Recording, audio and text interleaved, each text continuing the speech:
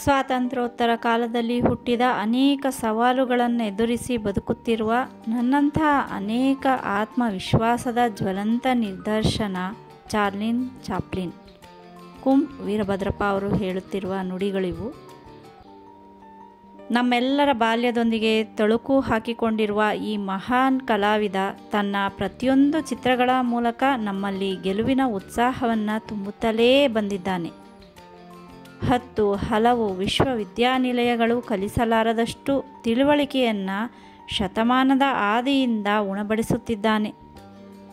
ಸುಶಿಕ್ಷಿತರನ್ನು, ಅಶಿಕ್ಷಿತರನ್ನೂ, ತೃತೀಯ ಜಗತ್ತಿನ ಕೋಟಿ ದೀನ ದಲಿತರನ್ನೂ ಭಾಷೆಯ ಹಂಗಿಲ್ಲದೆ ನಗಿಸುತ್ತಾ ಅಳಿಸುತ್ತಾ ಬದುಕುವ ಧೈರ್ಯವನ್ನು ತುಂಬುತ್ತಲೇ ಇರುವ ಚಾಪ್ಲಿನ್ ಅನುಕಂಪದ, ಅಂತಃಕರಣದ, ಮಾನವೀಯತೆಯ ನಿಘಂಟು. ಭಾಷೆ, ಕಾಲಮಾನ, ವಯೋಮಾನದ ಎಲ್ಲೆ ಮೀರಿ ತಣ್ಣಗೆ ಆವರಿಸಿ ಬಿಡುವ ಈ ಜಗದ್ವಿಖ್ಯಾತ ಕಲಾವಿದ, ತತ್ವಜ್ಞಾನಿ, ಸಮಾಜಶಾಸ್ತ್ರಜ್ಞ, ಸಮಾಜ ಸುಧಾರಕ ಮತ್ತು ಪ್ರತಿಭಟನೆ ಬಂಡಾಯದ ಅಸಾಧಾರಣ ರೂಪಕ ಕೂಡ. ಅಲ್ಲದೆ ಈತನೊಳಗೆ ನಮ್ಮೆಲ್ಲರ ಅಣ್ಣ, ತಮ್ಮ, ತಂದೆ, ತಾಯಿ, ನೆರೆಹೊರೆಯವರು, ಹಿಂದಿನ ಮುಂದಿನ ಮನೆಯವರೆಲ್ಲರೂ ಇದ್ದಾರೆ. ಈತನೊಂದಿಗೆ ಆಯಾ ಚಿತ್ರಗಳ ಪೋಷಕ ಪಾತ್ರಗಳೂ ನಮ್ಮೊಳಗಿನ ತ್ರಿಕಾಲ ಸತ್ಯದ, ಮನುಷ್ಯತ್ವದ ನೀಲಿ ನಕ್ಷೆಯನ್ನು ಬಿಡಿಸುತ್ತಾ ಹೋಗುತ್ತದೆ. ಒಂದೊಂದು ಚಿತ್ರವೂ ನಮ್ಮೊಳಗಿನ ಕೋಡಂಗಿತನವನ್ನು ಅನಾವರಣಗೊಳಿಸುತ್ತದೆ.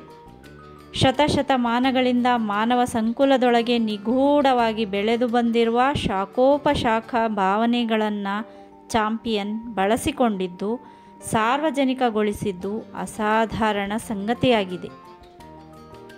ಚಲನಚಿತ್ರದ ಆವಿಷ್ಕಾರವಾಗಿದ್ದು ತನಗಾಗಿಯೇ ಎಂಬಂತೆ ಅದನ್ನು ದಶಕಗಳ ಕಾಲ ದುಡಿಸಿಕೊಂಡ ಕಚಗುಳಿ ಮತ್ತು ಮಾನವೀಯತೆಯ ಮೂರ್ತಿಯಾಗಿದ್ದ ಚಾಪ್ಲಿನ್ ತನ್ನ ಪ್ರತಿಯೊಂದು ಚಿತ್ರಗಳ ಪ್ರತಿಯೊಂದು ಫ್ರೇಮ್ನಲ್ಲಿ ಮಾನವತಾವಾದವನ್ನು ಮೆರೆದ ಮತ್ತು ಅಭಿವ್ಯಕ್ತಿಸಿದ. ಕೋಟಿ ಸಾಮಾನ್ಯ ಪ್ರೇಕ್ಷಕರನ್ನು ರಂಜಿಸಿದ, ಅಂತಃಕರಣ ಸೂರೆಗೊಂಡ. ಇಂಗ್ಲೆಂಡಿನ ವಾದಿವಿಲೆ ಬೀದಿಗಳ ತಮಾಷಾ ನಾಟಕದಿಂದ ಅಮೇರಿಕಾ ಪ್ರವೇಶಿಸಿ ಹಾಲಿವುಡ್ನಲ್ಲಿ ಅಷ್ಟೇ ಏಕೆ ಜಾಗತಿಕ ಚಲನಚಿತ್ರರಂಗದಲ್ಲಿ ಅನಭಿಷಕ್ತ ಸಾಮ್ರಾಟನೆನಿಸಿಕೊಂಡ. ಆತ ತನ್ನ ಅದ್ವಿತೀಯ ಅಭಿನಯ ಕೌಶಲ್ಯದಿಂದ ಪಂಡಿತ ಪಾಮರರೆಲ್ಲರ ಅಪಾರ ಗೌರವಕ್ಕೆ ಪಾತ್ರನಾದ.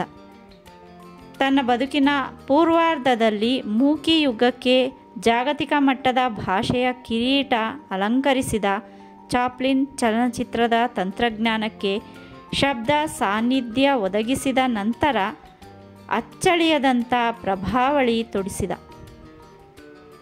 ತನ್ನ ಸುಮಾರು 70 ಅಜರಾಮರ ಕಲಾಕೃತಿಗಳ ಮೂಲಕ ದೇಶ, ಕಾಲಗಳ, ವಯಸ್ಸು, ಲಿಂಗಗಳ, ಜ್ಞಾನ, ಸಂಸ್ಕೃತಿಗಳ ಭೇದವಿಲ್ಲದೆ ಮಾನವ ಕುಲವನ್ನು ತಾಯ್ತನದ ಕಕ್ಕುಲಾತಿಯಿಂದ ಆಳುತ್ತಿರುವವನು ಚಾರ್ಲಿ ಚಾಪ್ಲಿನ್ ಮಾತ್ರ.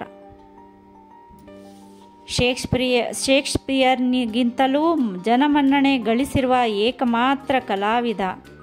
ತನ್ನ ನಟನೆಯ ಮೂಲಕ ಈ ಶತಮಾನದ ಆದಿ ಭಾಗದ ಆಕ್ರಮಣಶೀಲ ರಾಷ್ಟ್ರಗಳ ವಿತಂಡವಾದವನ್ನು, ಪೊಳ್ಳುತನವನ್ನು ಬಟಾಬಯಲು ಮಾಡಿದ.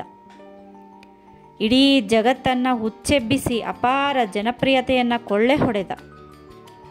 ಆ ಚಾರ್ಲಿ ಪಾತ್ರಕ್ಕೆ ಜಾಗತಿಕ ಚಲನಚಿತ್ರರಂಗ ಚಿರಋಣಿಯಾಗಿರಬೇಕೂ ಕೂಡ. ಅನನ್ಯ ಹಾಸ್ಯದ ಬುನಾದಿ ಮೇಲೆ ಅನನ್ಯವಾದ ಜೀವನ ಕ್ರಮವನ್ನು ಕಟ್ಟುವ ಚಾಪ್ಲಿನ್ ಎಡ ಮತ್ತು ಬಲ ಪ್ರಪಂಚಗಳನ್ನು ಬೆಸೆಯುವ ಕೊಂಡಿಯಾಗಿದ್ದಾನೆ. ಸಾಂಸ್ಕೃತಿಕ ಲೋಕದ ಅಜರಾಮರ ರಾಯಭಾರಿಯಾಗಿದ್ದಾನೆ. ಯಾರಿಗೂ ದಕ್ಕದ ರೀತಿಯಲ್ಲಿ ಪ್ರಪಂಚವನ್ನು ಗ್ರಹಿಸಿ ಅದರ 1000 ಮುಖಗಳನ್ನು ನಮಗೆ ಪರಿಚಯ ಮಾಡಿಕೊಟ್ಟಿದ್ದಾನೆ. ಯಾರೊಬ್ಬರಿಗೂ ನಿಲುಕದ ನೆಲೆಗಳನ್ನು ಅನ್ವೇಷಿಸಿ ಆ ಹಾದಿಯ ಅನುಭವಗಳನ್ನು, ಸತ್ಯಗಳನ್ನು ಸಮಾಜಕ್ಕೆ ಹಂಚಿದ್ದಾನೆ. ಇದೊಂದು ರೀತಿಯ ಶಿಶುತ್ವದ ಧೈರ್ಯ. ಪ್ರೌಢ ಕಲಾವಿದನೋರ್ವನ ಅಭಿವ್ಯಕ್ತಿ ಕ್ರಮ ಮಗುವಿಗಿಂತ ಭಿನ್ನವಲ್ಲ. ಮಗು ಎಂಬ ಪರಿಕಲ್ಪನೆಯೇ ಚಾಪ್ಲಿನ್ ಹೆಸರು ಮತ್ತು ಅವನ ಆದರಣೀಯ ಚಿತ್ರವೊಂದರ ಶೀರ್ಷಿಕೆಯಾಗಿದೆ. ಇವಾನ್ ದಿ ಟೆರಿಬಲ್ ಖ್ಯಾತಿಯ ಸೆರ್ಗಯಿ ಐಸೆನ್ ತನ್ನ notes of A film director ಎಂಬ ಪುಸ್ತಕದ ಚಾರ್ಲಿ ದ ಕಿಡ್ ಎಂಬ ತನ್ನ ಲೇಖನದಲ್ಲಿ ಕಲಾವಿದ ಚಾಪ್ಲಿನ್ನ ಅಪರಂಪರಾತ್ವದ ಬದುಕನ್ನು ಹಿಡಿದಿಡುವ ಪ್ರಯತ್ನ ಮಾಡಿದ್ದಾನೆ. ವಿಲಿಯಂ ದಿ ಕಾಂಕರರ್ ಚಿತ್ರದ ನಿರ್ದೇಶಕ ಕೂಡ ಮಗು ಎಂಬ ಉಪಮಾನದ ಮೂಲಕ ಚಾಪ್ಲಿನ್ನನ್ನು ಪರಿಚಯಿಸುವ ಸಾಹಸ ಮಾಡಿದ್ದಾನೆ. ಅಂಥ ಶಿಶುತ್ವವನ್ನು ತನ್ನ ಇಳಿ ವಯಸ್ಸಿನಲ್ಲೂ ಉಳಿಸಿಕೊಂಡಿದ್ದ ಕಾರಣಕ್ಕೆ ಚಾಪ್ಲಿನ್ ನೀತಿ ಶೃಂಖಲೆಗಳ ಬಂಧನಕ್ಕೆ ಕೊನೆಯವರೆವಿಗೂ ಸಿಲುಕಲಿಲ್ಲ. ಶಿಶುತನದಿಂದಾಗಿಯೇ ಚಾರ್ಲಿ ಚಾಪ್ಲಿನ್ ಪಾತ್ರದ ವೈಯಕ್ತಿಕ ಲೋಕವನ್ನು ಸೃಷ್ಟಿಸುವುದು ಆತನಿಗೆ ಸಾಧ್ಯವಾಯಿತು. ವಾಸ್ತವದಿಂದ ಅವಾಸ್ತವದ ಕಡೆಗೆ, ಅವಾಸ್ತವದಿಂದ ವಾಸ್ತವದ ಕಡೆಗೆ ತನ್ನೆಲ್ಲ ಅಂದರೆ ಮನುಕುಲದ ಬಾಲಿಶತನದೊಂದಿಗೆ ಸಂಚರಿಸುವುದು, ತನ್ನನ್ನು ತಾನೇ ಲೇವಡಿ ಮಾಡಿಕೊಳ್ಳುವುದು ಸಾಧ್ಯವಾಯಿತು. ಅತಿ ನಿರ್ಬಂಧಿತ ಸಾಮಾಜಿಕ ಪ್ರದೇಶವನ್ನು ಲೀಲಾಜಾಲವಾಗಿ ಪ್ರವೇಶಿಸಿ ಅದರ ಸಮಸ್ತ ಕಟ್ಟುಪಾಡುಗಳನ್ನು ಪುನರ್ ವಿಮರ್ಶಿಸುವುದು, ಲೇವಡಿ ಮಾಡುವುದು, ಲಕ್ಷ್ಮಣ ರೇಖೆಗಳನ್ನು ಉಲ್ಲಂಘಿಸುವುದು ಸಾಧ್ಯವಾಗಿದ್ದು ಚಾಪ್ಲಿನ್ ಶಿಶುತ್ವವನ್ನು ಸ್ವಯಂ ಆವರಿಸಿಕೊಂಡಿದ್ದರಿಂದಾಗಿಯೇ. ಬಿಗಿದ ಮುಖಗಳನ್ನು ಜಟಿಲ ಮತ್ತು ಸಡಿಲಗೊಳಿಸುವುದು ಸಾಧ್ಯವಾಗಿದ್ದು ತನ್ನೊಳಗಿನ ಮಗುತನದಿಂದಾಗಿಯೇ. ಅಮೆರಿಕಾದ ಹೌದು ಅಥವಾ ಇಲ್ಲ ಕಲ್ಚರ್ಗೆ ಪ್ರತಿಸ್ಪರ್ಧಿಯಾಗಿ ನಿಲ್ಲಲಿಕ್ಕೆ ಸಾಧ್ಯವಾದದ್ದು ಚಾರ್ಲಿ ಎಂಬ ಮಗುವಿಗೆ ಮಾತ್ರ. ಅಮೆರಿಕನ್ನರ ಸಿಡುಕು ಮೋರೆಗಳು ಈ ಶತಮಾನದ ಆದಿಯಿಂದ ಮಧ್ಯದವರೆಗೆ ಕುಪ್ರಸಿದ್ಧವಾಗಿದ್ದವು. ಇದೊಂದು ಇವತ್ತಿಗೂ ಅಮೆರಿಕದ ಸಾಮಾಜಿಕ ವ್ಯವಸ್ಥೆಯ ಅಸೆಂಬ್ಲಿ ಲೈನ್ನ ಸಂಕೇತ. ಇದರ ಬುದ್ಧಿ ಭಾವನೆಗಳ ಯಾಂತ್ರೀಕೃತ ವ್ಯವಸ್ಥೆಯನ್ನು ಭೇದಿಸಲು ಮತ್ತು ಪಾರು ಮಾಡಲು ಚಾಪ್ಲಿನ್ ಶಿಶುತ್ವದ ಮಾರ್ಗವನ್ನು ಅಂಬೆಗಾಲಿಟ್ಟು ಕ್ರಮಿಸಿದ ಮತ್ತು ಯಶಸ್ವಿಯಾದ. ಮುಖ್ಯವಾಗಿ ಚಾಪ್ಲಿನ್ ತನಗಿಷ್ಟ ಬಂದಂತೆ ಬದುಕುವ ಜಾಯಮಾನದ ಕಲಾವಿದನಾಗಿದ್ದ. ಅಮೆರಿಕದ ಪೌರತ್ವವನ್ನು ತಿರಸ್ಕರಿಸಿದ. ತಾನು ವಿಶ್ವ ಕುಟುಂಬಕ್ಕೆ ಸೇರಿದವನು ಎಂದು ಸಾರಿದ ಏಕಮಾತ್ರ ಕಲಾವಿದನೆಂದರೆ ಚಾರ್ಲಿ ಚಾಪ್ಲಿನ್ ಮಾತ್ರ. ಶೈಶವ ಮತ್ತು ಬಾಲ್ಯಗಳ ಸ್ವರ್ಗೀಯ ಲೋಕಕ್ಕೆ ತನ್ನ ನಟನಾ ಸಾಮರ್ಥ್ಯದಿಂದ ಲೀಲಾಜಾಲವಾಗಿ ಕರೆದೊಯ್ಯುವ ಚಾಪ್ಲಿನ್ಗೆ ತಾನು ಬಯಸಿದ್ದನ್ನೆಲ್ಲ ಸೃಷ್ಟಿಸುವ ಕೌಶಲ್ಯವಿತ್ತು. ಸಮಾಜದ ಅಭಿರುಚಿಯನ್ನು ತಿದ್ದುವ ಸುಸಂಸ್ಕರಿಸುವ ತಾಕತ್ತು ಇತ್ತು. I am a peace monger ಎಂದು ಅಮೆರಿಕದ ಎದುರು ವಾದಿಸಿ ಸಮರ್ಥಿಸಿಕೊಂಡ ಚಾಪ್ಲಿನ್ ಸೃಜನಶೀಲತೆಯ ಅತ್ಯುಚ್ಚ ಶೃಂಗವಾಗಿದ್ದ. ಯಶಸ್ಸಿನ ಮೆಟ್ಟಿಲುಗಳನ್ನು ಅತಿ ವೇಗವಾಗಿ ಏರಿದ ಚಾಪ್ಲಿನ್ ಬಹು ದೊಡ್ಡ ದಾರ್ಶನಿಕ, ಕನಸುಗಾರ, ಲೇಖಕ, ಸಂಗೀತಗಾರ, ಅದ್ವಿತೀಯ ನಟ, ಯುದ್ಧ ವಿರೋಧಿ, ಶಾಂತಿ ರಾಯಭಾರಿ, ಮಾನವತಾವಾದಿ, ವಿಶ್ವಮಾನವ, ಹೀಗೆ ಎಲ್ಲವೂ ತಾನೇ ಆಗಿದ್ದ. ತೆರೆಯ ಮೇಲೆ ವಕ್ರವಾಗಿ ಗೋಚರಿಸುವ ಚಾಪ್ಲಿನ್ ಸರ್ವಾಂಗ ಸುಂದರ ಮತ್ತು ಸೌಂದರ್ಯೋಪಾಸಕನಾಗಿದ್ದ. ಮಹಾಯಾಂತ್ರಿಕ, ನಿಗರ್ವಿ, ಮೃದು ಹೃದಯಿ, ವಿಶಾಲ ದೃಷ್ಟಿಯ ವಿಶ್ವ ನಾಗರಿಕನಾಗಿದ್ದ. ಚಾಪ್ಲಿನ್ ಒಂದು ಜಾಗತಿಕ ವಿಸ್ಮಯ. ವಿಕ್ಟೋರಿಯನ್ ಯುಗದ ಕೆಸರಿನಲ್ಲಿ ಅರಳಿದ ಪಾರಿಜಾತ. ಒಂದೊಂದು ಕಾಸಿಗೂ ಪರದಾಡುವ ಬಾಲ್ಯ ನೀಗಿದ ಚಾಪ್ಲಿನ್ ತೀರಿಕೊಂಡಾಗ ಆತನ ಆಸ್ತಿ ಮೌಲ್ಯ 500 ದಶಲಕ್ಷ ಡಾಲರ್ಗಳಿಗಿಂತ ಮಿಗಿಲಾಗಿತ್ತು. ಆತ ಭೌತಿಕವಾಗಿ ಅಳಿದ ನಂತರ ಆತನ ಐತಿಹಾಸಿಕ ಹ್ಯಾಟು ಮತ್ತು ಬೆತ್ತವನ್ನು ಲಂಡನ್ನಿನಲ್ಲಿ ಹರಾಜು ಹಾಕಿದಾಗ ಅವೆರಡು 55,000 ಪೌಂಡುಗಳಿಗೆ ಮಾರಾಟವಾದವು. ಐನ್ಸ್ಟೈನ್, ಟೈಸ್ಕೋಲಿನಿ, ಜಾವಿನ್ಲಾ, ಕಾಟ್ಕ್ಯೂ, ಚರ್ಚಿಲ್, ಸಾರ್ತ್ರೆ, ಬ್ರೈಟ್, ಪಿಕಾಸೋ, ವೆಲ್ಸ್ ಇವರೇ ಮೊದಲಾದ ಅದ್ಭುತ ವ್ಯಕ್ತಿಗಳ ಆಪ್ತ ಸಂಗಾತಿಯಾಗಿದ್ದ. ತನ್ನ ಅಭಿನಯದ ಮೂಲಕ ತನ್ನ ಬಾಲ್ಯದ ಕೊಳಚೆಗೇರಿಗೆ ಆಧುನಿಕ ವ್ಯಾಖ್ಯಾನದ ಬರೆದ ಚಾಪ್ಲಿನ್ ಎಲ್ಲ ಅರ್ಥದಲ್ಲೂ ಕನ್ನಡದ ಮನಸ್ಸಿನವನೇ ಆಗಿದ್ದ.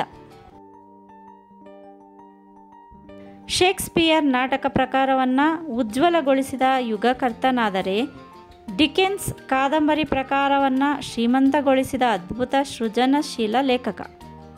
ವಿಲಿಯಂ ಶೇಕ್ಸ್ಪಿಯರ್ ಲಂಡನ್ನಲ್ಲಿ ನಿಂತು ರೋಮ್ ಸಾಮ್ರಾಜ್ಯದ ಪತನದ ಕಡೆ ನೋಡಿದರೆ, ಡಿಕನ್ಸ್ ಲಂಡನ್ನಿನಲ್ಲಿ ಗತಿಸಿದ ತನ್ನ ಬಾಲ್ಯದ ಕಡೆ ನೋಡಿದ. ಆದರೆ ಚಾರ್ಲಸ್ ಚಾಪ್ಲಿನ್ ಇಡೀ ಲಂಡನ್ನಿನ ಸಾಂಸ್ಕೃತಿಕ ತಾಕತ್ತನ್ನು ಅರಗಿಸಿಕೊಂಡು ಅದರ ಚಿರ ರಾಯಭಾರಿಯಾದ. 19ನೇ ಶತಮಾನದ ಪೂರ್ವಾರ್ಧದಲ್ಲಿ ಜನಿಸಿದ ಡಿಕನ್ಸ್ಗೂ ಅದೇ ಶತಮಾನದ ಉತ್ತರಾರ್ಧದಲ್ಲಿ ಹುಟ್ಟಿದ ಚಾಪ್ಲಿನ್ಗೂ ವೈಯಕ್ತಿಕ ಬದುಕಿಗೆ ಸಂಬಂಧಿಸಿದಂತೆ ಅಂಥ ವ್ಯತ್ಯಾಸವಿಲ್ಲ. ಇಬ್ಬರದ್ದು ಕಡುಬಡತನದಲ್ಲಿ ಬಾಲ್ಯ ಕಳೆದವರೇ. ಡಿಕನ್ಸ್ನಂತೆ ಚಾಪ್ಲಿನ್ ಸಹ ಬಾಲ್ಯದಲ್ಲಿ ಫ್ಯಾಕ್ಟರಿ ಮತ್ತು ವರ್ಕ್ ಹೌಸ್ಗಳಲ್ಲಿ ಕೆಲಸ ಮಾಡಿದವನೇ. ಡಿಕನ್ಸ್ನ ಆತ್ಮಕಥೆಯಂತಿರುವ ಡೇವಿಡ್ ಕಾಪರ್ಫೀಲ್ಡ್ ಕೃತಿಯ ಅಧಿಕೃತ ವಕ್ತಾರನಾಗಿ ಚಾಪ್ಲಿನ್ ಬದುಕಿದ. ಅನುಭವಗಳನ್ನು ನಟನೆಯ ಮೂಲಕ ಬಹು ಎತ್ತರಕ್ಕೆ ಕೊಂಡೊಯ್ದ. ಆದ್ದರಿಂದ ಚಾಪ್ಲಿನ್ ಶೇಕ್ಸ್ಪಿಯರ್ ಮತ್ತು ಡಿಕನ್ಸ್ನ ಉತ್ತರಾಧಿಕಾರಿ. ಅವರಿಬ್ಬರ ಸೃಜನಶೀಲ ಶಕ್ತಿಯನ್ನು ದೇಹದ ಅಣುವಿನಲ್ಲಿ ಅರಗಿಸಿಕೊಂಡು ಅಜರಾಮರಗೊಳಿಸಿದ ಅಸಾಧಾರಣ ಕಲಾವಿದ. ಹಲವು ಪ್ರತಿಭೆಗಳು ಏಕೀಭವಿಸಿದ ಅಪೂರ್ವ ಸಂಗಮ. ಕಾಲಕಾಲಕ್ಕೆ ಹರವು ಹಿಗ್ಗಿಸಿಕೊಂಡು ಕೋಟಿ ಕೋಟಿ ಹೃದಯಗಳ ಅಂತಃಕರಣದ ಪ್ರಸ್ಥಭೂಮಿಯಲ್ಲಿ ಅಬಾಧಿತನಾಗಿ ಹರಿಯುತ್ತಿರುವ ಅಪರೂಪದ ಕೌಶಲ್ಯಪೂರ್ಣ ನದಿ ಚಾಪ್ಲಿನ್. ಐರ್ಲೆಂಡಿನ ಕೌಂಟಿ ಕಾರ್ಕ್ದಿಂದ ಚಾರ್ಲ್ಸ್ ಹಿಲ್ ಸಕುಟುಂಬ ಪರಿವಾರ ಸಮೇತನಾಗಿ ಲಂಡನ್ನಿನ ವಾಲ್ವರ್ತ್ಗೆ ವಲಸೆ ಬಂದು ಈಸ್ಟ್ ಲೆನ್ನ ಕೊಳಚೆ ಪ್ರದೇಶದಲ್ಲಿ ಮನೆ ಬಾಡಿಗೆ ಹಿಡಿದ. ಅವನು ಹೇಳಿ ಕೇಳಿ ಕುಶಲಿಯಲ್ಲದ ಚಮ್ಮಾರ. ಬೂಟ್ ರಿಪೇರಿ ಮಾಡಿ ಬಂದ ಹಣದಲ್ಲಿ ಸಂಸಾರವನ್ನು ಸರಿದೂಗಿಸುವಲ್ಲಿ ಅವನಿಗೆ ಸಾಕಾಗಿ ಹೋಗುತ್ತಿತ್ತು. ಗುಲಾಬಿ ಕೆನ್ನೆಗಳ ಮುಖದ ಬಿಳಿ ಗುಂಗುರು ಕೂದಲು ತಲೆಯ ಆತಗೆ ಹದಿಹರೆಯದ ಇಬ್ಬರು ಹೆಣ್ಣು ಮಕ್ಕಳಿದ್ದರಲ್ಲದೆ ಅಲೆಮಾರಿ ಸ್ವಭಾವದ ಅಜ್ಜಿಯೊಂದಿತ್ತು. ಅಲ್ಲದೆ ಮುದುಕಿಗೆ ಇದ್ದ ಸ್ಮಿತ್ ಎಂಬ ಸೇವಕಿಯ ಬಾಯಿಯಂತೂ ಸದಾ ಪಿಟಿ ಎಂದು ತೆರೆದುಕೊಂಡೇ ಇರುತ್ತಿತ್ತು. ತನ್ನ ಪುಟ್ಟ ಸಂಸಾರವನ್ನು ಸರಿದೂಗಿಸಲು ಹಿಲ್ ಪಡಬಾರದ ಕಷ್ಟಪಡುತ್ತಿದ್ದ. ಶ್ರೀಮಂತರ ಮತ್ತು ಕಡು ಬಡವರ ನಡುವೆ ಭಾರೀ ಕಂದರ ಏರ್ಪಟ್ಟಿದ್ದ ಲಂಡನ್ನಿನ ಪೊಲೀಸರಿಗಂತೂ ಐರಿಷ್ ಜನರನ್ನು ಕಂಡರೆ ಆಗುತ್ತಿರಲಿಲ್ಲ. ಅದರಿಂದಾಗಿ ಹಿಲ್ ದಿನದ ಬಹುಪಾಲು ವೇಳೆಯನ್ನು ತಲೆಮರೆಸಿಕೊಂಡಿರಲು ಉಪಯೋಗಿಸುತ್ತಿದ್ದ. ಸಂಧಿವಾತ ರೋಗದಿಂದ ನರಳುತ್ತಿದ್ದ ಆತನಿಗೆ ಹಣಕಾಸಿನ ತೊಂದರೆಯಿಂದಾಗಿ ಸರಿಯಾಗಿ ಇಲಾಜು ಮಾಡಿಸಿಕೊಳ್ಳಲು ಆಗುತ್ತಿರಲಿಲ್ಲ. ಕುಟುಂಬದ ನಿರ್ವಹಣೆ ಸಮಸ್ಯೆಯಿಂದಾಗಿ ಆತ ದಿನಕ್ಕೊಂದು ನಮೂನೆಯ ತೊಂದರೆಯನ್ನು ಎದುರಿಸುತ್ತಿದ್ದ. ಅದರಿಂದಾಗಿ ತನ್ನ ಗೃಹ ಸದಸ್ಯರ ಕಡೆಗೆ ಹೆಚ್ಚು ನಿಗಾ ವಹಿಸಲು ಆಗಲಿಲ್ಲ. ಹಿಲ್ನ ಹಿರಿಯ ಮಗಳು ಹನ್ನಾ ತಂಗಿ ಕೇಟ್ಗಿಂತ ಹೆಚ್ಚು ಆಕರ್ಷಕವಾಗಿದ್ಲು. ಆಕೆಯ ನಡೆನುಡಿ ಚಿತ್ತಾಕರ್ಷಕವಾಗಿತ್ತು. ಜೊತೆಗೆ ಆ ಹರಿಣ ನೇತ್ರೆಗೆ ಇಂಪಾದ ಶಾರೀರ ಇತ್ತು. ಅಮೃತಕ್ಕೆ ಹಾರುವ ಗರುಡಕ್ಕಿಂತಲೂ ಮಿಗಿಲಾದ ಮಹತ್ವಾಕಾಂಕ್ಷೆ ಉಳ್ಳವಳಾಗಿದ್ದ ಆಕೆ ತನ್ನ ಬದುಕೆಂಬ ರೇಷ್ಮೆ ವಸ್ತ್ರವನ್ನು ಬಡತನವೆಂಬ ಮುಳ್ಳು ಬೇಲಿಯಿಂದ ಜೋಪಾನವಾಗಿ ಬಿಡಿಸಿಕೊಂಡು ದೂರ ಸರಿಯಬೇಕೆಂದು ದಿನದ ಪ್ರತಿಕ್ಷಣ ತುಡಿಯುತ್ತಿದ್ದಳು. ಸೊಗಸಾಗಿ ಹಾಡುತ್ತಿದ್ದ ಆಕೆ ವಾಲ್ವರ್ತ್ನ ಸ್ಲಮ್ ಪ್ರದೇಶದ ಚಮ್ಮಾರನ ಮಗಳೆಂದು ಹೇಳಿದರೆ ಯಾರೂ ನಂಬುತ್ತಿರಲಿಲ್ಲ. ಆಕೆ ತನ್ನ ನಯ ನಾಜೂಕಿನಿಂದ, ಕೋಮಲ ಕಂಠದಿಂದ, ಹಿತಮಿತ ನರ್ತನದಿಂದ ಅಷ್ಟೊತ್ತಿಗಾಗಲೇ ಲಂಡನ್ನಿನ ಪ್ರತಿಷ್ಠಿತ ವರ್ಗದ ಜನರಿಗೆ ಪರಿಚಯಳಾಗಿದ್ದಳು. ಸಂಗೀತಗಾರರ ತಂಡಗಳೊಂದಿಗೆ ಹನ್ನಾ ಆಡಂಬರ ಜೀವನ ಶೈಲಿಯ ಬಾಗಿಲು ತಟ್ಟುತ್ತಿದ್ದಳು. ಅದರಲ್ಲಿ ಕೊನೆಗೂ ಯಶಸ್ವಿಯಾದಳು ಸಹ. ಅದೇ ತಾನೇ 18ರ ಹೊಸ್ತಿಲಲ್ಲಿ ಕಾಲಿರಿಸಿ ಭವಿಷ್ಯದ ದಿಗಂತದ ಕಡೆ ಬೊಗಸೆ ಗಂಗಳನ್ನು ಚೆಲ್ಲಿದ್ದ ಹನ್ನಾಳ ನೀಳ ಬೆರಳುಗಳಿದ್ದ ಮುಂಗೈ ಹಿಡಿದ ಪುರುಷನೊಬ್ಬ ಪ್ರೇಮದ ಆಸರೆ ಯಾಚಿಸಿದ. ಆತ ಮಧ್ಯವಯಸ್ಕ. ವಿಕ್ಟೋರಿಯನ್ ಯುಗದ ಶ್ರೀಮಂತಿಕೆಯ ಪ್ರತಿನಿಧಿಯಂತಿದ್ದ ಆತ ಹನ್ನಾಳ ಕೋಮಲ ಶರೀರಕ್ಕೆ, ಇಂಪಾದ ಶಾರೀರಕ್ಕೆ ಮಾರು ಹೋಗಿದ್ದ. 10 ಆಶ್ವಾಸನೆಗಳನ್ನು ನೀಡಿದ ಬಡತನದ ಬೇಗೆಯಿಂದ ಬೇಯಿಸುತ್ತಿದ್ದ ಹನ್ನ ಆತನನ್ನು ನಂಬಿದಳು. ಒಂದು ನಿರ್ದಿಷ್ಟ ದಿನ ಆತನ ತೋಳೊಳಗೆ ತೋಳು ಪೋಣಿಸಿ ಆಫ್ರಿಕಾಕ್ಕೆ ಹಾರಿಹೋದಳು. ಆಫ್ರಿಕಾದಲ್ಲಿ ಆತ ಸಾಕಷ್ಟು ಚರಾಸ್ತಿ ಸ್ಥಿರಾಸ್ತಿಗೆ ಒಡೆಯನಾಗಿದ್ದ. 10 ಎಕರೆ ಬಗೆ ಬಗೆಯ ಸಸ್ಯ ವಿನ್ಯಾಸದ ನಡುವೆ ಕಿರು ಅರಮನೆಯನ್ನು ಹೋಲುವಂಥ ಸುಸಜ್ಜಿತವೂ ಸುಂದರವೂ ಆದ ಮನೆ. ಅಲ್ಲಿ ಯಾವುದಕ್ಕೂ ಕೊರತೆ ಇರಲಿಲ್ಲ. ವಿನಮ್ರ ಸೇವಕರು, ಅತ್ಯಾಧುನಿಕ ಗೃಹೋಪಯೋಗಿ ವಸ್ತುಗಳಿಂದಲೂ ಅದು ಹೆಚ್ಚು ಆಕರ್ಷಕವಾಗಿತ್ತು. ವಿಹರಿಸಲೆಂದೇ ಜೀನುತಡಿ ಅಲಂಕೃತ 10 ಕುದುರೆಗಳು ಲಾಯದಲ್ಲಿ, ಸ್ವರ್ಗದ ಒಂದು ತುಂಡೇ ಆ ಉಲ್ಲಾಸಮಯ ವಾತಾವರಣ. ಆ ಶ್ರೀಮಂತ ತನ್ನ ಎಳೆಯ ವಯಸ್ಸಿನ ಪ್ರಿಯತಮೆಯನ್ನು ತುಂಬ ಪ್ರೀತಿಸುತ್ತಿದ್ದ. ಹನ್ನ ಕೂಡ ಅಲ್ಲಿನ ಪ್ರತಿಯೊಂದು ಕ್ಷಣವನ್ನು ತೀವ್ರವಾಗಿ ಅನುಭವಿಸುತ್ತಿದ್ದಳು. ದಾಂಪತ್ಯದ ಫಲವಾಗಿ ಹನ್ನ ಅದೇ ವರ್ಷ ಗಂಡು ಮಗುವಿಗೆ ಜನ್ಮ ನೀಡಿದಳು. ಆ ಮಗುವನ್ನು ಸಿಡ್ನಿ ಎಂದು ಕರೆದರು. ಆದರೆ ಅವರ ದಾಂಪತ್ಯ ವಿಚ್ಛೇದನದಲ್ಲಿ ಪರ್ಯಾವಸಾನಗೊಂಡಿತು. ಸೂಕ್ಷ್ಮ ಮನಸ್ಸಿನ ಹನ್ನಾಳಿಗೆ ಆತನೊಂದಿಗೆ ಹೊಂದಿಕೊಂಡು ಅಲ್ಲಿರುವುದು ಕಷ್ಟವಾಯಿತು. ಆಕೆ ಮಗುವನ್ನು ಕಂಕುಳಲ್ಲಿ ಇರಿಸಿಕೊಂಡು ವರ್ಲ್ವರ್ತ್ಗೆ ವಾಪಸ್ಸಾದಳು. ಮಗುವಿನ ಪಾಲನೆ ಪೋಷಣೆಯ ಹೊಣೆ ಹೆಗಲೇರಿದ್ದರಿಂದ ಹನ್ನ ಸುಮ್ಮನೆ ಕೂತು ಕಾಲಕ್ಷೇಪ ಮಾಡುವ ಸ್ಥಿತಿಯಲ್ಲಿ ಇರಲಿಲ್ಲ. ಅಲ್ಲದೆ ತವರು ಮನೆಯಲ್ಲಿ ಅಷ್ಟಕ್ಕಷ್ಟೇ ತಂದೆ ಹಿಲ್ಸ್ ತನ್ನ ಕಿರು ಸಂಪಾದನೆಯಿಂದ ಸಂಸಾರ ತೂಗಿಸಲು ಒದ್ದಾಡುತ್ತಿದ್ದುದು ಕರುಣಾಜನಕವಾಗಿತ್ತು. ಅಭಿಜಾತ ಹಾಡುಗಾರ್ತಿಯಾದ ಹನ್ನಾಳಿದ್ದ ವಿಕ್ಟೋರಿಯನ್ ಲಂಡನ್ ಶ್ರೀಮಂತರ ಮೋಜಿಗೆ ಪಡಸಾಲೆಯಾಗಿತ್ತು. ಮುಕ್ಕಾಲುವಾಸಿ ಪ್ರಪಂಚದ ರಕ್ತ ಹೀರಿ ಕೊಬ್ಬಿ ಅಟ್ಟಹಾಸ ಮೆರೆಯುತ್ತಿತ್ತು. ಆದರೆ ಅಷ್ಟೇ ವೇಗದಲ್ಲಿ ಕೊಳಚೆಗೇರಿಗಳು, ದಾರಿದ್ರ್ಯದ ಕೊಂಪೆಗಳು, ಬಡತನ, ಹಸಿವೆಯಿಂದ ತತ್ತರಿಸುತ್ತಿದ್ದವು. ನಗರದ ಪ್ರತಿಯೊಂದು ಬೀದಿಗಳು ವ್ಯಾಪಾರಗಳಿಂದ, ಮನೋರಂಜನಾಗಾರರಿಂದ, ಗಿರಾಕಿಗಳಿಂದ ಸದಾ ಗಿಜಿಗುಡುತ್ತಿದ್ದವು. ಶ್ರೀಮಂತಿಕೆಯ ಅಮಲಿನಿಂದ, ಯಾಂತ್ರಿಕ ಬದುಕಿನಿಂದ ಬಿಡುಗಡೆ ಪಡೆಯಲು ಜನರು ಸಂಗೀತ ಕೇಳಲು, ನರ್ತನ ನೋಡಲು ಹಾತೊರೆಯುತ್ತಿದ್ದರು. ಶ್ರೀಮಂತರಿಗೆ ಮನೋರಂಜನೆಯನ್ನೊದಗಿಸಲು ನಗರದ ನಾನಾ ಕಡೆ ಚಿಕ್ಕ ಪುಟ್ಟ ರಂಗಮಂದಿರಗಳು, ಸಂಗೀತ ಕಚೇರಿಗಳು ನಾಯಿ ಕೊಡೆಗಳಂತೆ ಹುಟ್ಟಿಕೊಂಡಿದ್ದುವು. ಬಡವರು, ನಿರ್ಗತಿಕರು ಶ್ರೀಮಂತರ ಸೇವೆ ಮಾಡಲು, ಅವರಿಗೆ ಮನೋರಂಜನೆ ನೀಡಲು ಹಾತೊರೆಯುತ್ತಿದ್ದರು. ನಿರ್ಗತಿಕ ಮಹಿಳೆಯರು ಉಳ್ಳವರಿಗೆ ಹೂದಂಡೆಗಳನ್ನು ಬಜಾಯಿಸಿ ಅವರಿಂದ ಬಕ್ಷೀಸು ಪಡೆಯುತ್ತಿದ್ದರು. ಮಕ್ಕಳು ಕೂಡ ಅನೇಕ ನಮೂನೆಯ ಸರ್ಕಸ್ ಮಾಡದೇ ಇರುತ್ತಿರಲಿಲ್ಲ. ವಿಕ್ಟೋರಿಯನ್ ಸಮಾಜಕ್ಕೆ ಬಡತನವೆಂಬುದು ಮನೋರಂಜನೆಯ ವಸ್ತುವಾಗಿತ್ತು.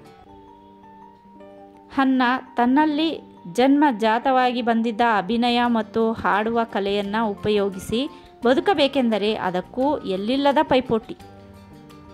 ಅವಕಾಶಕ್ಕಾಗಿ ಕಾಯುತ್ತಾ ಕೂಡುವುದು ಸಾಧ್ಯವಿರಲಿಲ್ಲ. ಲಂಡನ್ ನಗರದ ಚಿಕ್ಕ ಪುಟ್ಟ ರಂಗಭೂಮಿಗಳಲ್ಲಿ ಕಾಡಿ ಬೇಡಿ ಅವಕಾಶ ದೊರಕಿಸಿಕೊಂಡು ಹಾಡತೊಡಗಿದಳು, ನರ್ತಿಸತೊಡಗಿದಳು. ಅದರಿಂದ ಲಭಿಸುತ್ತಿದ್ದ ಸಂಭಾವನೆ ಜೀವನ ನಿರ್ವಹಣೆಗೆ ಯಾತಕ್ಕೂ ಸಾಲುತ್ತಿರಲಿಲ್ಲ. ಆದ್ದರಿಂದ ಹೆಚ್ಚು ಹೆಚ್ಚು ಪ್ರದರ್ಶನಗಳಲ್ಲಿ ಭಾಗವಹಿಸುವುದು ಅನಿವಾರ್ಯವಾಗಿತ್ತು. ಕೀಳು ಅಭಿರುಚಿಯಿಂದ ಪ್ರೇಕ್ಷಕ ಸಮುದಾಯ ಹೆಚ್ಚು ಅನಾಗರಿಕವಾಗಿತ್ತು. ಸದಭಿರುಚಿಯಿಲ್ಲದ ನರ್ತನ ಹಾಡುಗಳಿಗೆ ಅದು ಹಾತೊರೆಯುತ್ತಿತ್ತು. ಹಾಗೆಯೇ ಕಲಾವಿದರ ಮೇಲೆ ಒತ್ತಡ ಮತ್ತು ಹಿಂಸೆಯನ್ನು ಹೇರುತ್ತಿತ್ತು. ಲಿಲಿ ಎಂಬ ಹೆಸರಿನಲ್ಲಿ ಪ್ರದರ್ಶನ ನೀಡುತ್ತಿದ್ದ ಹನ್ನಾಳಿಗೆ ಔಟ್ ಟ್ರೇ ಬಾಂಗ್ ಎಂದು ಹಾಡುತ್ತಿದ್ದ ಚಾರ್ಲಸ್ ಚಾಪ್ಲಿನ್ ಸೀನಿಯರ್ ಎಂಬ ಸಹ ಕಲಾವಿದನಿಗೂ ಪರಿಚಯ ಏರ್ಪಟ್ಟಿತ್ತು. ಪುರುಷನೋರ್ವನ ಪರಿಚಯವನ್ನು ನಿರ್ಲಕ್ಷಿಸುವ ಸ್ಥಿತಿಯಲ್ಲಿ ಹನ್ನಾಳೂ ಇರಲಿಲ್ಲ. ಆಕೆಯ 19ರ ಏರು ಹರೆಯದ ನಿರಾಕರಿಸುವುದಾದರೂ ಹೇಗೆ? ತನ್ನಂತೆ ಆತನೂ ಅಭಿಜಾತ ಕಲಾವಿದನೇ ಆಗಿದ್ದ. ಹನ್ನ ಮತ್ತು ಚಾಪ್ಲಿನ್ಗೂ ನಡುವೆ ಏರ್ಪಟ್ಟ ಸ್ನೇಹ ಪ್ರಣಯವಾಗಿ ಮಾರ್ಪಟ್ಟಿತ್ತು. ಪ್ರಣಯ ಅವರೀರ್ವರನ್ನ ದಂಪತಿಗಳನ್ನಾಗಿಸಿತು. ದಂಪತಿಗಳು ಪರಸ್ಪರ ಗಾಢವಾಗಿ ಪ್ರೀತಿಸುತ್ತಿದ್ದರು. ಇಬ್ಬರು ಒಟ್ಟಿಗೆ ಅಥವಾ ಬೇರೆ ಬೇರೆಯಾಗಿ ಪ್ರದರ್ಶನ ನೀಡುತ್ತಿದ್ದರು. ಚಾಪ್ಲಿನ್ ತನ್ನ ಹಾಡು ಮತ್ತು ಅಭಿನಯದ ಮೂಲಕ ಪ್ರೇಕ್ಷಕರನ್ನು ಹುಚ್ಚೆಬ್ಬಿಸುತ್ತಿದ್ದ, ಅವರನ್ನೂ ಕುಣಿಯುವಂತೆ ಮಾಡುತ್ತಿದ್ದ. ತನ್ನ ಅಭಿಮಾನಿಗಳ ಒತ್ತಾಯಕ್ಕೆ ಕಟ್ಟುಬಿದ್ದು ಮದ್ಯಪಾನ ಮಾಡುತ್ತಿದ್ದ. ಆಗ ಪ್ರತಿಯೊಂದು ಥಿಯೇಟರ್ಗಳಲ್ಲಿ ಮದ್ಯದ ಅಂಗಡಿಗಳು ಸದಾ ತೆರೆದುಕೊಂಡಿರುತ್ತಿದ್ದವು. ನಾಟಕ ತಂಡಗಳು ಗಳಿಸುತ್ತಿದ್ದ ಹಣಕ್ಕಿಂತ 4-5ರಷ್ಟು ಹೆಚ್ಚು ಹಣವನ್ನು ಅಲ್ಲಿನ ಮದ್ಯದಂಗಡಿಗಳು ಸಂಪಾದಿಸುತ್ತಿದ್ದವು. ಪ್ರೇಕ್ಷಕರು ಪ್ರವೇಶ ಚೀಟಿಯೊಂದಿಗೆ ಕಂಠಮಟ್ಟ ಕುಡಿದೇ ಸಭಾಂಗಣ ಪ್ರವೇಶಿಸುತ್ತಿದ್ದರು. ಕುಡಿಯುತ್ತಲೇ ನಾಟಕಗಳನ್ನು ನೋಡುತ್ತಿದ್ದರು. ತಮಗಿಷ್ಟವಾದ ಕಲಾವಿದನ ಹೆಗಲ ಮೇಲೆ ಕೈ ಹಾಕಿ 10 ಹೆಜ್ಜೆ ಕರೆದೊಯ್ದು ಕೂಡಿಸಿ ತಮ್ಮ ಅಭಿಮಾನವನ್ನು ಪ್ರಕಟಿಸುತ್ತಿದ್ದರು. ಒಮ್ಮೊಮ್ಮೆ ಕಲಾವಿದರು ಪಾನಮತ್ತರಾಗಿಯೇ ಪ್ರದರ್ಶನ ನೀಡುತ್ತಿದ್ದುದು ಅಪರೂಪದ ದೃಶ್ಯವಾಗಿರಲಿಲ್ಲ. ಹಾಗೆಯೇ ಪ್ರೇಕ್ಷಕರು ಚಿಲ್ಲರೆಯನ್ನು ವೇದಿಕೆ ಮೇಲೆ ಎಸೆಯುತ್ತಿದ್ದುದು ಸಹ.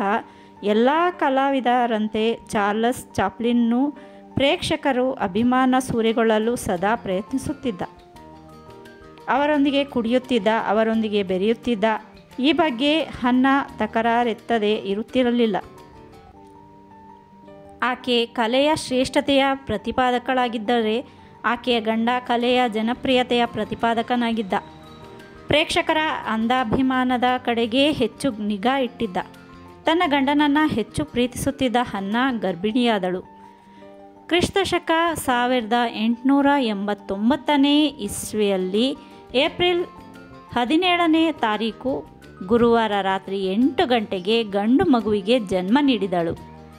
ಬೇವಿ ನೆಸಳಿನಂಥ ಉಬ್ಬುಗಳ ಕೆಳಗೆ ಶಿವನ ಕೈಯಲಾಗಿನಂಥ ಹೊಳೆವ ಪುಟ್ಟ ಕಣ್ಣುಗಳು ತಮ್ಮ ಕಂದಮ್ಮನಿಗೆ ಆ ದಂಪತಿಗಳು ಸ್ಪೆನ್ಸರ್ ಎಂದು ನಾಮಕರಣ ಮಾಡಿದರು. ಚಾಪ್ಲಿನ್ನರ ಬಾಲ್ಯ ಮತ್ತು ಎಂ.ಕೆ. ಗಾಂಧಿಯವರ ಯೌವನ ಇಂಗ್ಲೆಂಡಿನಲ್ಲಿ ಒಂದೇ ಬಾರಿಗೆ ಆರಂಭಗೊಂಡವು. ಭಾರತದ ಪೋರ್ಬಂದರ್ನಲ್ಲಿ ಬೆಳೆಯುತ್ತಿದ್ದ ಗಾಂಧಿಯ ಜ್ಯೇಷ್ಠ ಪುತ್ರ ಮತ್ತು ಚಾಪ್ಲಿನ್ ಒಂದೇ ವಾರಿಗೆಯವರಿದ್ದಿರಬಹುದು. ಚಾರ್ಲಸ್ ಸ್ಪೆನ್ಸರ್ ಚಾಪ್ಲಿನ್ ಬಾಲ್ಯ ಹೋರಾಟದ ಒಂದು ಭಾಗವಾಗಿತ್ತು.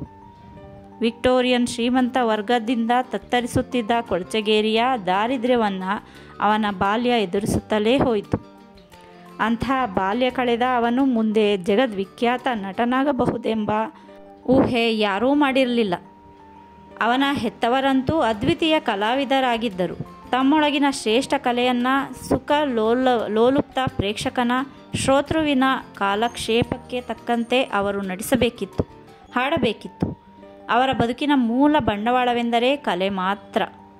ಕಲೆಯನ್ನು ಅವರ ಹೊಟ್ಟೆಪಾಡು ಅವಲಂಬಿಸಿತ್ತು. ಇಂಥ ಅನಿವಾರ್ಯತೆಯಿಂದಾಗಿ ಅವರು ಪ್ರೇಕ್ಷಕನನ್ನು ಶ್ರೋತೃವನ್ನು ತಣಿಸುವ ಪ್ರಯತ್ನ ಮಾಡುತ್ತಿದ್ದರು. ಸ್ಪೆನ್ಸರ್ ಚಾಪ್ಲಿನ್ ಜನಿಸಿದ ನಂತರವೂ ಚಾರ್ಲಸ್ ಚಾಪ್ಲಿನ್ನ ನಡವಳಿಕೆಯಲ್ಲಿ ಬದಲಾವಣೆ ಕಾಣಲಿಲ್ಲ. ದಿನದ ವಿರಾಮ ವೇಳೆಯನ್ನು ತೃತೀಯ ದರ್ಜೆಯ ಅಭಿಮಾನಿಗಳೊಂದಿಗೆ ಕುಡಿಯುತ್ತಲೋ ಹರಟುತ್ತಲೋ ಕಳೆಯತೊಡಗಿದ. ಕುಡಿದೇ ವೇದಿಕೆ ಪ್ರವೇಶಿಸುತ್ತಿದ್ದ. ಅತ್ಯುತ್ತಮ ಪ್ರದರ್ಶನ ನೀಡಿ ಪ್ರೇಕ್ಷಕರನ್ನು ಪರವಶಗೊಳಿಸುತ್ತಿದ್ದ. ವೇದಿಕೆ ಇಳಿಯುತ್ತಲೇ ಕಾಲಿಗೆಟಕುವಂತೆ ಹತ್ತಿರ ಇರುತ್ತಿದ್ದ ಪಡಕಾನೆಗಳಿಗೆ ಹೋಗಿ ಕುಡಿದು ಪಾನಮತ್ತನಾಗುತ್ತಿದ್ದ. ಕುಡಿಯದೇ ಇದ್ದಾಗ ಎಷ್ಟು ಶಾಂತ ಚಿತ್ತದಿಂದ ಒಳ್ಳೆಯ ಗಂಡನಂತೆ ಒಳ್ಳೆಯ ತಂದೆಯಂತೆ ಇರುತ್ತಿದ್ದ. ಅವನು ಕುಡಿದ ಅಮಲಿನಲ್ಲಿ ಪಶುವಿನಂತೆ ವರ್ತಿಸುತ್ತಿದ್ದ. ಹನ್ನಾ ತನ್ನ ಗಂಡನನ್ನು ಸರಿಯಾದ ದಾರಿಗೆ ತರುವ ವಿಫಲ ಪ್ರಯತ್ನ ನಡೆಸುತ್ತಿದ್ದಳು. ಕುಡಿತಕ್ಕೆ ದಾಸನಾಗಿದ್ದ ಅವನು ಹೆಂಡತಿಯ ಹಿತ ನುಡಿಗಳನ್ನು ಕಿವಿ ಮೇಲೆ ಹಾಕಿಕೊಳ್ಳುತ್ತಿರಲಿಲ್ಲ.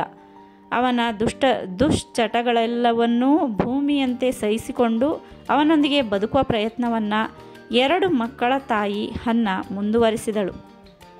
ಅಂಥ ವಾತಾವರಣದಲ್ಲಿ ಚಾಪ್ಲಿನ್ ದಂಪತಿಗಳು ಹೊಂದಿಕೊಂಡು ಬದುಕಲು ಸಾಧ್ಯವಾಗಲಿಲ್ಲ. ಗಂಡನಿಂದ ದೂರ ಉಳಿದು ಬದುಕಲಂತೂ ಹನ್ನಾಳಿಗೆ ಸಾಧ್ಯವೇ ಇರಲಿಲ್ಲ. ನಿರಂಕುಶ ವ್ಯಕ್ತಿತ್ವದ ಚಾರ್ಲಸ್ ಚಾಪ್ಲಿನ್ ಹೆಂಡತಿಯಿಂದ 1 ವರ್ಷದ ತನ್ನ ಮಗನಿಂದ ಸುಲಭವಾಗಿ ದೂರ ಸರಿದುಬಿಟ್ಟ. ಅದೇ ಲಂಡನ್ನಿನ ಕೆನ್ನಿಂಗ್ಟನ್ ರಸ್ತೆಯ 287ನೇ ನಂಬರಿನ ಚಿಕ್ಕ ಮನೆಯಲ್ಲಿ ಲೂಸಿ ಎಂಬ ಜಗಳ ಗಂಟಿ ಹೆಂಡತಿಯೊಡನೆ ವಾಸವಿರತೊಡಗಿದ. ಮಗನ ಪಾಲನೆ ಪೋಷಣೆಗೆಂದು ಒಂದಿಷ್ಟು ಹಣವನ್ನು ಹನ್ನಾಳಿಗೆ ಕಳಿಸುವ ಪರಿಪಾಠ ಇಟ್ಟುಕೊಂಡ. ಆದರೆ ಅವನನ್ನು ಪ್ರೀತಿಸುತ್ತಿದ್ದ ಹನ್ನಾ ಬೇರೆ ಗಂಡನನ್ನು ಕಟ್ಟಿಕೊಂಡು ಬದುಕುವ ಮನಸ್ಸು ಮಾಡಲಿಲ್ಲ. ಚಿಕ್ಕ ವಯಸ್ಸಿಗೆ ಈ ಇಬ್ಬರು ಗಂಡಂದಿರಿಂದ ಸಾಕಷ್ಟು ಪಾಠ ಕಲಿತಿದ್ದಳು. ಆಕೆ ಇಡೀ ತನ್ನ ಬದುಕನ್ನು ತನ್ನಿಬ್ಬರು ಗಂಡು ಮಕ್ಕಳ ಭವಿಷ್ಯಕ್ಕೆ ಮುಡಿಪಿರಿಸಿದಳು. ಆಕೆಯ ಆತ್ಮಧೈರ್ಯ ಅಸಾಧಾರಣವಾಗಿತ್ತು. ಮಹಾ ಸ್ವಾಭಿಮಾನಿಯಾದ ಆಕೆ ತನ್ನ ಗಂಡನನ್ನು ಮರಳಿ ಪಡೆಯಬೇಕೆಂದು ನಿರ್ಧರಿಸಿ ನ್ಯಾಯಾಲಯದಲ್ಲಿ ದಾವೆ ಹೂಡಿದಳು. ಆತನು ಆರ್ಮ್ಸ್ಟ್ರಾಂಗ್ ಎಂಬ ವಕೀಲನನ್ನು ತನ್ನ ಪರವಾಗಿ ನೇಮಿಸಿಕೊಂಡ. ಆರ್ಮ್ಸ್ಟ್ರಾಂಗ್ ಹನ್ನಾಳ ಜೊತೆ ಆಕೆ ರೋಸಿ ಹೋಗುವಂತೆ ವರ್ತಿಸುತ್ತಿದ್ದ. ಎಷ್ಟು ಧೈರ್ಯವಿದ್ದರೂ ಆ ಅಬಲೆ ಒಂಟಿಯಾಗಿ ದುಃಖಿಸುತ್ತಿದ್ದಳು. ಕಷ್ಟಕೋಟಲೆಯನ್ನು ಸಮರ್ಥವಾಗಿ ಎದುರಿಸುತ್ತಲೇ ಹನ್ನ ರಂಗಭೂಮಿಯೊಂದಿಗೆ ನಿರಂತರ ಸಂಬಂಧವಿರಿಸಿಕೊಂಡಿದ್ದಳು. ಬಿಡುವಿಲ್ಲದಂತೆ ನಟಿಸಿದರು, ಹಾಡಿದರೂ ವಾರಕ್ಕೆ 25 ಪೌಂಡುಗಳಿಗಿಂತ ಹೆಚ್ಚು ಹಣ ಸಂಭಾವನೆ ರೂಪದಲ್ಲಿ ಸಿಗುತ್ತಿರಲಿಲ್ಲ. ಅಷ್ಟರಲ್ಲಿ ಸಂಸಾರ ತೂಗಿಸುವುದು ಬಹಳ ಸುಲಭ ಸಂಗತಿಯಾಗಿರಲಿಲ್ಲ. ಮಕ್ಕಳನ್ನು ತನ್ನೊಂದಿಗೆ ಥಿಯೇಟರುಗಳ ಕಡೆ ಕರೆದೊಯ್ಯುತ್ತಿದ್ದಳು. ಪುಟ್ಟ ಸ್ಪೆನ್ಸರ್ ಚಾಪ್ಲಿನ್ ಲಂಡನ್ ಬ್ರಿಡ್ಜ್ ಗುಂಟ ನಡೆಯುತ್ತಾ ಗಗನಚುಂಬಿ ಕೆಂಪು ಕಟ್ಟಡಗಳನ್ನು, ರಸ್ತೆಯ ಎರಡೂ ಕಡೆ ದಟ್ಟವಾಗಿ ಬೆಳೆದಿದ್ದ ಜೋಪಡಿಗಳನ್ನು, ನಿರ್ಗತಿಕರ ದೀನದಲಿತರ ಆಕ್ರಂದನಗಳನ್ನು, ನಿರಾಶ್ರಿತರನ್ನು ದಿಗ್ಭ್ರಮೆಯಿಂದ ನೋಡುತ್ತಿದ್ದ. ತಾನು ದಿಗ್ಭ್ರಮಿಸಿದ ಎಷ್ಟೋ ಸಂಗತಿಗಳನ್ನು ಆತ ಮುಂದೆ ತನ್ನ ಚಿತ್ರಗಳ ಫ್ರೇಮುಗಳಲ್ಲಿ ಅಳವಡಿಸಿಕೊಂಡು ಜನಸ್ತೋಮದ ಅಂತಃಕರಣವನ್ನು ಸೂರೆಗೊಂಡ. ತನ್ನ ತಾಯಿ ರಂಗಭೂಮಿಯ ಮೇಲೆ ನಟಿಸುತ್ತಿದ್ದಾಗ, ಇಂಪಾಗಿ ಹಾಡುತ್ತಿದ್ದಾಗ ಸ್ಪೆನ್ಸರ್ ಚಾಪ್ಲಿನ್ ಸೈಡ್ ವಿಂಗ್ನಲ್ಲಿದ್ದು ಕಲಿಯುತ್ತಿದ್ದ. ಹನ್ನ ದೊರಕಿದ ಗೌರವ ಧನವನ್ನು ಮುಷ್ಟಿಯಲ್ಲಿ ಹಿಡಿದುಕೊಂಡು ಮನೆಗೆ ನಡೆಯುತ್ತಿದ್ದ ಸಮಯದಲ್ಲಿ ನೂರಾರು ವಿಷಯಗಳ ಬಗ್ಗೆ ಮುಗ್ಧ ಪ್ರಶ್ನೆಗಳನ್ನು ಹಾಕುತ್ತಿದ್ದ. ಅವಕ್ಕೆಲ್ಲ ಹನ್ನ ಬೇಸರಿಸದೆ ಉತ್ತರಿಸುತ್ತಿದ್ದಳು. ಹಾಗೆಯೇ ಆ ಮಗುವಿನ ತಂದೆ ಕುರಿತಂತೆ ಆತನನ್ನು ನೆಪೋಲಿಯನ್ಗೆ ಹೋಲಿಸುತ್ತಿದ್ದಳು. ಜೊತೆಗೆ ನಗರದ ವೈವಿಧ್ಯಮಯ ದೃಶ್ಯಗಳನ್ನು ಆಕೆ ತನ್ನ ಮಗನಿಗೆ ತೋರಿಸದೇ ಇರುತ್ತಿರಲಿಲ್ಲ. ನಗರದ ದಾರಿದ್ರ್ಯದ ಕೊಂಪೆಗಳನ್ನು, ವಿಲಾಸಮಯ ಶ್ರೀಮಂತರ ಸಾಲು ಸಾಲು ನಿವಾಸಗಳನ್ನು ಏಕಕಾಲಕ್ಕೆ ನೋಡುತ್ತಾ ವಿಸ್ಮಯಗೊಳ್ಳುತ್ತಿದ್ದ ಪುಟ್ಟ ಸ್ಪೆನ್ಸರ್ ಚಾಪ್ಲಿನ್. ತಂದೆ ಹಿಲ್ಸ್ನ ಮನೆಯನ್ನು ಕಂಡು ಕಡು ಬಡತನದಿಂದಾಗಿ ಉಸಿರುಗಟ್ಟಿಸುವಂಥ ವಾತಾವರಣ, ಸದಾ ಸಂಧಿವಾತ ಕೀಲು ನೋವಿನಿಂದ ನರಳುತ್ತಿದ್ದ ತನ್ನ ಐರಿಷ್ ಮೂಲದ ತಂದೆ ಎಷ್ಟು ದುಡಿದರೂ ಸಂಸಾರದ ಕನಿಷ್ಠ ಅಗತ್ಯಗಳನ್ನು ಪೂರೈಸಲಾಗುತ್ತಿರಲಿಲ್ಲ. ಹೆಚ್ಚು ಅಂತರ್ಮುಖಿಯಾಗಿರುತ್ತಿದ್ದ. ದಿನದಿಂದ ದಿನಕ್ಕೆ ದೈಹಿಕ ಉತ್ಸಾಹ ಕಳೆದುಕೊಳ್ಳುತ್ತಿದ್ದ. ಹನ್ನ ವಾರಕ್ಕೆ 25 ಪೌಂಡುಗಳಿಗಿಂತ ಹೆಚ್ಚು ಸಂಪಾದಿಸುವುದು ಆಗುತ್ತಿರಲಿಲ್ಲ. ತನ್ನ ಮಕ್ಕಳೊಂದಿಗೆ ತಾನು ತವರು ಮನೆಗೆ ಹೆಚ್ಚು ಹೊರೆಯಾಗುತ್ತಿರುವನೇನೋ ಎಂಬ ಭಾವನೆ ಮೂಡಿತು. ಹನ್ನ ತನ್ನ ಇಬ್ಬರು ಮಕ್ಕಳೊಂದಿಗೆ ಅದೇ ನಗರದ ಲ್ಯಾಂಬೆತ್ನ ಸೇಂಟ್ ಜಾರ್ಜ್ ರಸ್ತೆಯ ವೆಸ್ಟ್ ಸ್ಕ್ವೇರ್ನ ಪುಟ್ಟ ಮನೆಗೆ ತನ್ನ ನಿವಾಸ ಬದಲಿಸಿದಳು. ಆ 3 ಕೋಣೆಗಳ ಪುಟ್ಟ ಮನೆಯಲ್ಲಿ ಸಾಕಷ್ಟು ಪೀಠೋಪಕರಣಗಳಿದ್ದವು. ಒಮ್ಮೆ ಸಿಡ್ನಿಯೊಡನೆ ಥಿಯೇಟರ್ಗೆ ಹೋಗುತ್ತಿದ್ದ ಹನ್ನ ಇನ್ನೊಮ್ಮೆ ಸ್ಪೆನ್ಸರ್ನೊಡನೆ ಹೋಗುತ್ತಿದ್ದಳು. ಒಮ್ಮೊಮ್ಮೆ ತನ್ನಿಬ್ಬರು ಮಕ್ಕಳೊಂದಿಗೆ ಅನೇಕ ಸಾರಿ ತಾನೊಬ್ಬಳೇ ಥಿಯೇಟರ್ಗೆ ಹೋಗಿ ಮಧ್ಯರಾತ್ರಿ ಮನೆಗೆ ಬರುತ್ತಿದ್ದುದುಂಟು. ಸೇವಕಿಯೋರ್ವಳ ಆರೈಕೆಯಲ್ಲಿರುತ್ತಿದ್ದ ಮಕ್ಕಳು ತಮ್ಮ ತಾಯಿಯ ನಿದ್ದೆಗೆ ಭಂಗ ಮಾಡಬಾರದೆಂದು ಗಲಾಟೆ ಮಾಡದೆ ಮೌನದಿಂದ ಇರುತ್ತಿದ್ದವು.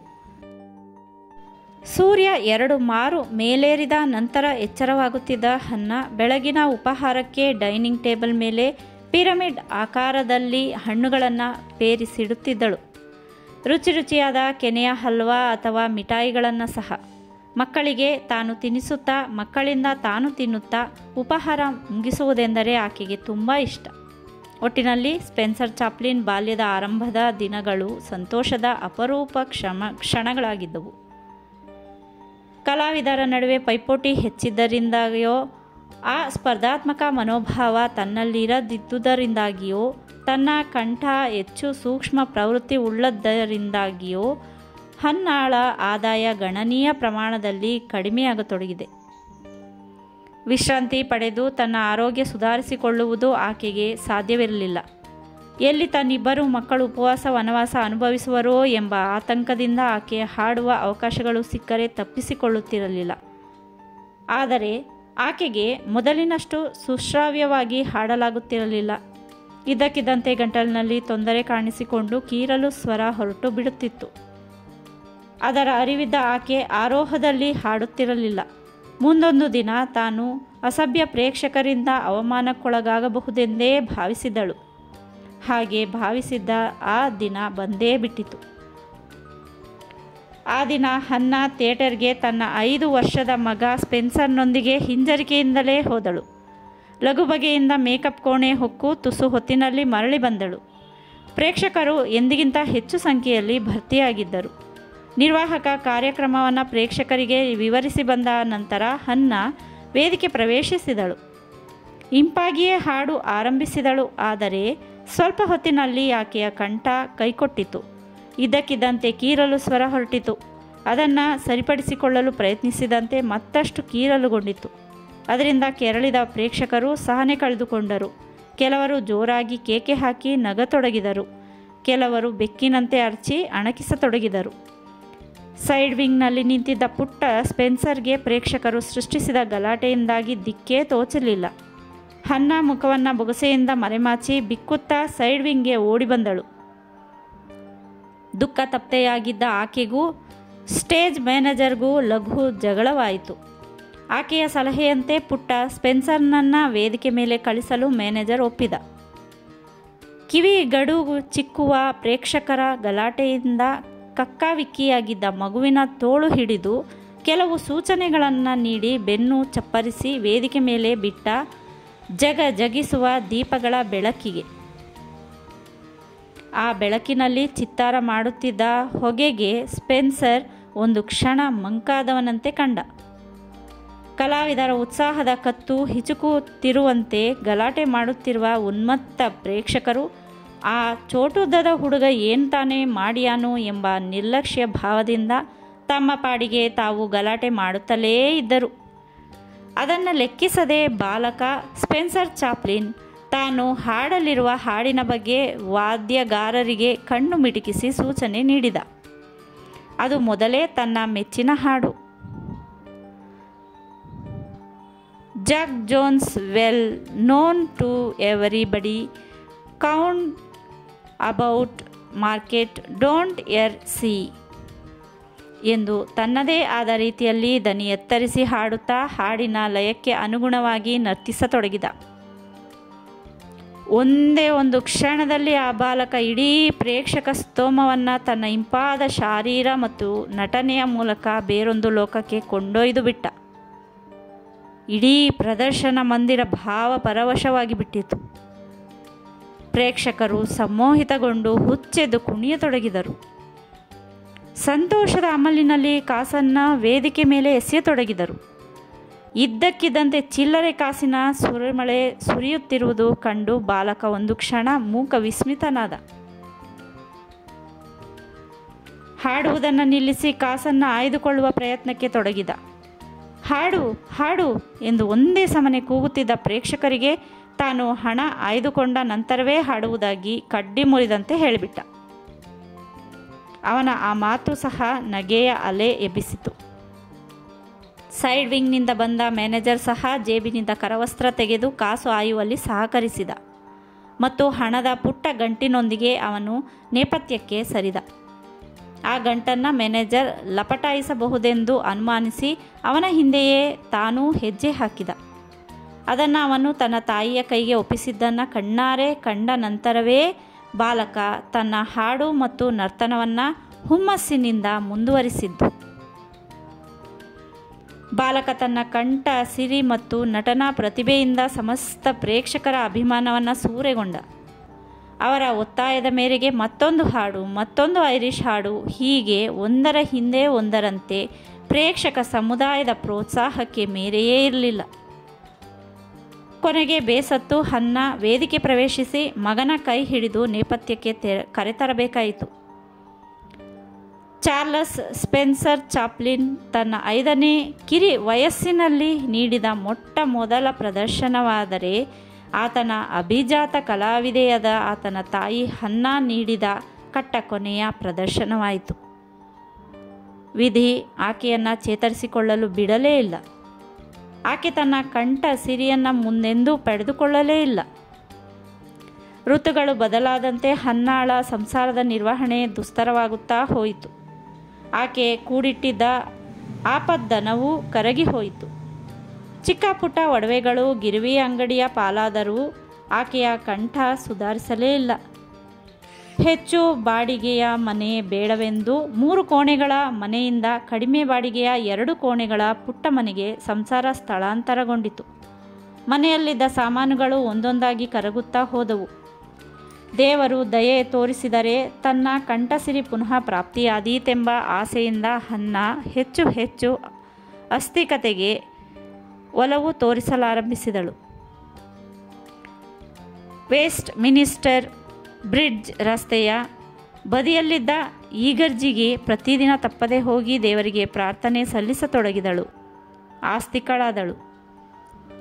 ಬಾಲಕ ಸ್ಪೆನ್ಸರ್ ಚಾಪ್ಲಿನ್ ಕೂಡ ತಾಯಿಯೊಂದಿಗೆ ಪ್ರಾರ್ಥನೆಯಲ್ಲಿ ಭಾಗಿಯಾಗುತ್ತಿದ್ದ. ಪ್ರತಿ ರವಿವಾರ ಪೂಜ್ಯ ಫಾದರ್ ರವರ ಧಾರ್ಮಿಕ ಭಾಷಣವನ್ನು ಮತ್ತು ಧಾರ್ಮಿಕ ಸಂಗೀತವನ್ನು ಭಯ ಭಕ್ತಿಯಿಂದ ಕೇಳುತ್ತಿದ್ದ. ತನ್ನ ತಾಯಿ ಕಳೆದುಕೊಂಡಿರುವ ಕಂಠಸಿರಿಯನ್ನು ದಯಪಾಲಿಸೆಂದು ದೇವರಲ್ಲಿ ಪ್ರಾರ್ಥಿಸುತ್ತಿದ್ದ. ಹನ್ನ ಚರ್ಚ್ನ ಆಧ್ಯಾತ್ಮಿಕತೆಯ ಕಡೆಗೆ ಗಮನ ಹರಿಸಿದ ಮೇಲೆ ರಂಗಕರ್ಮಿ ಮಿತ್ರರಲ್ಲಿ ಭೇಟಿಯಾಗುವುದರಲ್ಲಿ ಅಪರೂಪವಾಯಿತು. ಒಂದು ರೀತಿ ರಂಗಭೂಮಿಯೇ ಆಕೆಯ ಪಾಲಿಗೆ ಮುಚ್ಚಿಬಿಟ್ಟಿತ್ತು. ರಂಗಭೂಮಿಯ ಸಂಬಂಧಗಳು ಕೇವಲ ಗತಕಾಲದ ನೆನಪುಗಳಾಗಿ ಹಳಹಳಿಕೆಗಳಾಗಿ ಉಳಿದುಬಿಟ್ಟವು. ಅಲ್ಲದೆ ಬದುಕಿನ ಬರ್ಬರ ವಾಸ್ತವತೆಯಿಂದಾಗಿ ವರ್ತಮಾನದ ಚಿಪ್ಪಿನೊಳಗೆ ಮುದುಡಿಕೊಂಡೋ ಅಡಗಿಕೊಂಡೋ ಇರಬೇಕಾಗಿತ್ತು. ವಿಕ್ಟೋರಿಯನ್ ಯುಗದ ಕದಂಬ ಬಾಹುಗಳಿಗೆ ಸಿಲುಕಿದ ಸಹಸ್ರ ಕುಟುಂಬಗಳ ಪೈಕಿ ಹನ್ನಾಳ ಪುಟ್ಟ ಸಂಸಾರವೂ ಒಂದಾಗಿತ್ತು. ಆಕೆಗೆ ಬೇರೆ ಯಾವ ಉದ್ಯೋಗ ದೊರಕುವಂತಿಲ್ಲ. ರಂಗಭೂಮಿಯ ವಸ್ತ್ರ ವಿಲಾಸದ ಬಗ್ಗೆ ಸಾಕಷ್ಟು ತಿಳುವಳಿಕೆ ಇದ್ದ ಹನ್ನ ಈಗರ್ಜಿಯ ಸದಸ್ಯರಿಗೆ ಉಡುಪು ಹೊಲಿದು ಸಂಸಾರ ನಿರ್ವಹಿಸತೊಡಗಿದಳು. ಆದರೆ ಅದರಿಂದ ಬರುತ್ತಿದ್ದ ಅಲ್ಪ ಆದಾಯ ಯಾತಕ್ಕೂ ಸಾಲುತ್ತಿರಲಿಲ್ಲ. ಬೇರೆ ಸಂಸಾರ ಹೂಡಿದ್ದ ಆಕೆಯ ಪತಿ ಕುಡಿತಕ್ಕೆ ದಾಸನಾಗಿ ಬಿಟ್ಟಿದ್ದ. ಅತ್ಯುತ್ತಮ ರಂಗ ಕಲಾವಿದನಾಗಿದ್ದ ಆತನನ್ನು ರಂಗಭೂಮಿ ದೂರವಿಟ್ಟಿತ್ತು. ಅದರಿಂದಾಗಿ ಆತ ತನ್ನ ಪತ್ನಿ ಹನ್ನಾಳಿಗೆ ವಾರ ವಾರ ಕಳಿಸುತ್ತಿದ್ದ 10 ಶಿಲ್ಲಿಂಗ್ಸ್ ಸರಿಯಾಗಿ ಕಳಿಸುತ್ತಿರಲಿಲ್ಲ. ಹೀಗಾಗಿ ಆಕೆಯ ಬಳಿ ಉಳಿದಿದ್ದ ಸಾಮಾನುಗಳು ಎಂದರೆ ರಂಗಭೂಮಿಯ ಉಡುಪುಗಳಿಂದ ತುಂಬಿದ್ದ ಒಂದು ಟ್ರಂಕ್ ಮಾತ್ರ. ತಾನು ಕಳೆದುಕೊಂಡಿರುವ ಕಂಠಸಿರಿ ಮತ್ತೆ ವಾಪಸ್ಸಾಗುತ್ತಾ ಎಂಬ ಭರವಸೆ, ತಾನು ಒಂದಲ್ಲ ಒಂದು ದಿನ ರಂಗಭೂಮಿಗೆ ವಾಪಸ್ಸಾಗಿ ಅತ್ಯುತ್ತಮ ಪ್ರದರ್ಶನ ನೀಡುವೆನೆಂಬ ಆತ್ಮಸ್ಥೈರ್ಯದಿಂದ ಇರುತ್ತಿದ್ದಳು. ಒಮ್ಮೊಮ್ಮೆ ಮಕ್ಕಳೀರ್ವರನ್ನು ರಂಜಿಸಲಿಕ್ಕೆ ಆ ಉಡುಪನ್ನು ಧರಿಸುತ್ತಿದ್ದಳು. ತಾನೇ ಬರೆದಿದ್ದ ಹಾಡಾದ I am a lady judge and a good judge too ಎಂಬ ಹಾಡನ್ನು ಹಾಡುತ್ತಿದ್ದಳು, ನರ್ತಿಸುತ್ತಿದ್ದಳು, ಮಕ್ಕಳನ್ನು ರಂಜಿಸುತ್ತಿದ್ದಳು. ಮತ್ತೆ ಕಂಠದ ಸದ್ದಡಗುತ್ತಿತ್ತು. ಕುಸಿದು ಬಿದ್ದು ಬಿಕ್ಕುತ್ತಿದ್ದಳು. ಮಕ್ಕಳು ಆಕೆಯ ತಲೆ ನೇವರಿಸಿ ಸಂತೈಸುತ್ತಿದ್ದವು. ರಂಗಭೂಮಿಯನ್ನು ಅಪಾರ ಪ್ರೀತಿಸುತ್ತಿದ್ದ ಆಕೆ ಹಾಡದೆ ನಟಿಸದೆ ನಿಷ್ಪ್ರಯೋಜಕ ವ್ಯಕ್ತಿಯಾಗಿ ಮನೆಯಲ್ಲಿ ಮೂಲೆ ಗುಂಪಾಗಿ ಉಳಿದಿರುವುದು ನೋವಿನ ಸಂಗತಿಯಾಗಿತ್ತು. ಆಕೆ ತನ್ನ ಮಕ್ಕಳನ್ನು ತುಂಬ ಪ್ರೀತಿಸುತ್ತಿದ್ದಳು. ಅವರ ಬಾಲ್ಯದ ದೈಹಿಕ ಮಾನಸಿಕ ಅಗತ್ಯಗಳನ್ನು ಪೂರೈಸಲಾಗದ ಅಸಹಾಯಕತೆಯಿಂದ ಮರುಗುತ್ತಿದ್ದಳು. ಮಕ್ಕಳಿಗೆ ರಂಗಭೂಮಿಗೆ ಸಂಬಂಧಿಸಿದಂತಹ ಅನೇಕ ಅನುಭವಗಳನ್ನು ವಿವರಿಸುತ್ತಿದ್ದಳು. ತಾನು ನಿರ್ವಹಿಸಿದ ಪಾತ್ರಗಳನ್ನು ಪುನಃ ನಟಿಸಿ ತೋರಿಸುತ್ತಿದ್ದಳು. ಸಣ್ಣ ಪುಟ್ಟ ಕೆಲಸಗಳಿಗೆಂದು ಸಿಡ್ನಿ ದಿನದ ಬಹುಪಾಲು ಮನೆಯಿಂದ ಹೊರಗಡೆ ಇರುತ್ತಿದ್ದುದರಿಂದ, ಮುಖ್ಯವಾಗಿ 2ನೆಯ ಮಗ ಸ್ಪೆನ್ಸರ್ನಿಗೆ ಮಾಡಿದ ಪಾಪವನ್ನು ಕ್ಷಮಿಸುವ ಯೇಸುವಿನ ಔದಾರ್ಯ ವಾತ್ಸಲ್ಯದ ಬಗ್ಗೆ ಆಕೆ ಅಂತಃಕರಣ ಕಲಕುವಂತೆ ವಿವರಿಸುತ್ತಿದ್ದಳು. ಆಗ 5-6 ವರ್ಷದ ಎಳೆಯ ಸ್ಪೆನ್ಸರ್ ಯಾವ ಪಾಪವರಿಯದ ತನ್ನ ತಾಯಿಗೆ ದೇವರು ಯಾಕೆ ಇಷ್ಟೊಂದು ಕಷ್ಟ ಕೊಟ್ಟಿದ್ದಾನೆ ಎಂದು ಯೋಚಿಸುತ್ತಿದ್ದ. ಆಕೆ ಅರೆಬರೆ ಬೆಳಕಿನಲ್ಲಿ ಬೈಬಲಿನ ಪುಟಗಳನ್ನು ಮಗನಿಗೆ ಓದಿ ಹೇಳಿ ಮುಗುಚುತ್ತಿದ್ದಳು. ಆ ಕರುಣಾಳು ಒಂದೇ ಒಂದು ಸಾರಿ ತನ್ನ ಗಂಟಲನ್ನು ಸ್ಪರ್ಶಿಸಿದರೆ ತನ್ನ ಕಂಠಸಿರಿ ಸರಿಹೋಗುತ್ತದೆ ಎಂದು ಭಾವಿಸುತ್ತಿದ್ದಳು. ಕೆಲವೇ ದಿನಗಳಲ್ಲಿ ಹನ್ನಾಳ ಕುಟುಂಬದ ಪರಿಸ್ಥಿತಿ ಶೋಚನೀಯ ಮಟ್ಟ ತಲುಪಿಬಿಟ್ಟಿತು. ಹನ್ನ ಅದು ಇದು ಕೆಲಸ ಮಾಡುತ್ತಿದ್ದುದರ ನಡುವೆಯೇ ಮಕ್ಕಳ ಪರಸ್ಪರ ಮಾತಿನ ಕಡೆಗೆ, ಓದಿನ ಕಡೆಗೆ, ಚರ್ಚೆಯ ಕಡೆಗೆ ಕಿವಿ ಚಾಚಿದ್ದು ಅಲ್ಪ ಪ್ರಾಣ, ಮಹಾಪ್ರಾಣ, ಶಬ್ದೋಚ್ಚಾರಣೆ, ವ್ಯಾಕರಣ ಮುಂತಾದವುಗಳನ್ನು ತಿದ್ದುತ್ತಿದ್ದಳು. ಕೆಲವು ಸಂದರ್ಭಗಳಲ್ಲಂತೂ ಯಾರೊಂದಿಗೂ ಮಾತನ್ನೇ ಆಡದೆ ತಾನಾಯಿತು ತನ್ನ ಹೊಲಿಗೆ ಕೆಲಸವಾಯಿತು ಎನ್ನುವಂತೆ ಉಳಿದು ಬಿಡುತ್ತಿದ್ದಳು. ಆಗ ಮಕ್ಕಳಿರುವರು ಹೊರಗಡೆ ಬೀದಿ ಬದಿ ನಿಂತು ಹೋಗಿ ಬರುವ ಮಂದಿಯನ್ನು ಕುತೂಹಲದಿಂದ ಗಮನಿಸುತ್ತಿದ್ದರು. ಅದು ಕೊಳಗೇರಿಯಾಗಿದ್ದರಿಂದ ಕುಡುಕರು, ಚಿಕ್ಕ ಪುಟ್ಟ ಅಪರಾಧಿಗಳು, ಪೊಲೀಸರುಗಳು ಜನರ ನಡುವೆ ಕಾಣಿಸಿಕೊಂಡು ಮುಖ್ಯವಾಗಿ ಬಾಲಕ ಸ್ಪೆನ್ಸರ್ಗೆ ಖುಷಿ ಕೊಡುತ್ತಿದ್ದರು. ಚಳಿಗಾಲ ದಯಮಾಡಿಸಿದಾಗ ಮಕ್ಕಳಿಗೆ ತೊಡಲು ಬೆಚ್ಚನೆಯ ಉಣ್ಣನೆಯ ಉಡುಪುಗಳು ಇರಲಿಲ್ಲ. ಅದರಲ್ಲಿ ಸ್ಕೂಲಿಗೆ ಹೋಗುತ್ತಿದ್ದ ಸಿಡ್ನಿಯ ಉಡುಪುಗಳಂತೂ ಒಂದಲ್ಲ ಒಂದು ಕಡೆ ಹರಿದಿದ್ದುವು. ಅದನ್ನು ಗಮನಿಸಿದ ಹನ್ನಾ ತನ್ನ ಹಳೆಯ ಮಖಮಲ್ ಉಡುಪು ಹರಿದು ಅವನಿಗೆ ಒಂದು ಮುಂಗೈ ಮುಚ್ಚುವಂಥ ಅಂಗಿ ಹೊಲಿಯುವಲ್ಲಿ ಸಫಲಳಾದಳು. ಇದನ್ನು ತೊಟ್ಟುಕೊಂಡು ಹೋದಲ್ಲಿ ಸಹಪಾಠಿಗಳು ತನ್ನ ಬಗ್ಗೆ ಏನೆಂದು ಯೋಚಿಸಬಹುದೆಂದು ಸಿಡ್ನಿ ಅದನ್ನು ಧರಿಸಲು ಮೊದಲಿಗೆ ನಿರಾಕರಿಸಿದ. ತಮ್ಮ ಕಷ್ಟ ಸುಖಗಳಿಗೆಂದೂ ಆಗದೆ ಪರಕೀಯರಂತೆ ಉಳಿದು ಬಿಡುವ ಜನರ ಅಭಿಪ್ರಾಯದ ಕಡೆ ಕಿವಿ ಚಾಚಬಾರದೆಂದು ಮಗನಿಗೆ ಬುದ್ಧಿ ಹೇಳಿದಳು. ಆಕೆಯ ಒತ್ತಾಯದಿಂದ ಸಿಡ್ನಿ ಉಡುಪು ಧರಿಸಿದ. ಹಿಮ್ಮಡಿ ಕತ್ತರಿಸಿ ತೆಗೆದಿದ್ದ ಬೂಟ್ಗಳನ್ನೂ ಸಹ. ಆದರೆ ಶಾಲೆಗೆ ಹೋದಾಗಲೇ ನಿಜವಾದ ಸಮಸ್ಯೆ ಶುರುವಾದದ್ದು.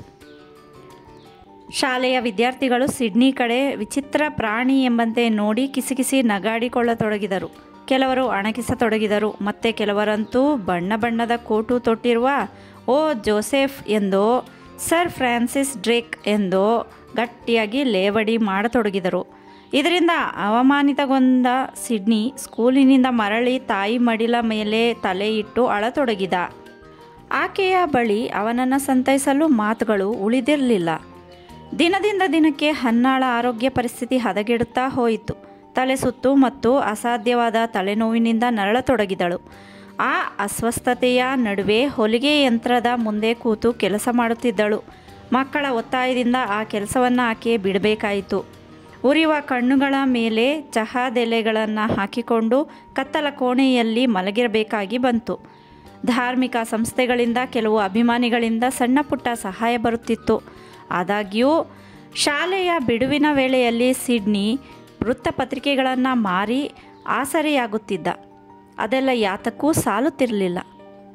ಒಂದು ದಿನ ಹನ್ನಾ ಸ್ವಲ್ಪ ಚೇತರಿಸಿಕೊಂಡಿದ್ಲು. ಆದರೆ ಆಕೆಯ ಕಣ್ಣುಗಳ ಮೇಲೆ ಚಹದೆಲೆ ಪಟ್ಟಿ ಹಾಗೇ ಇದ್ವು.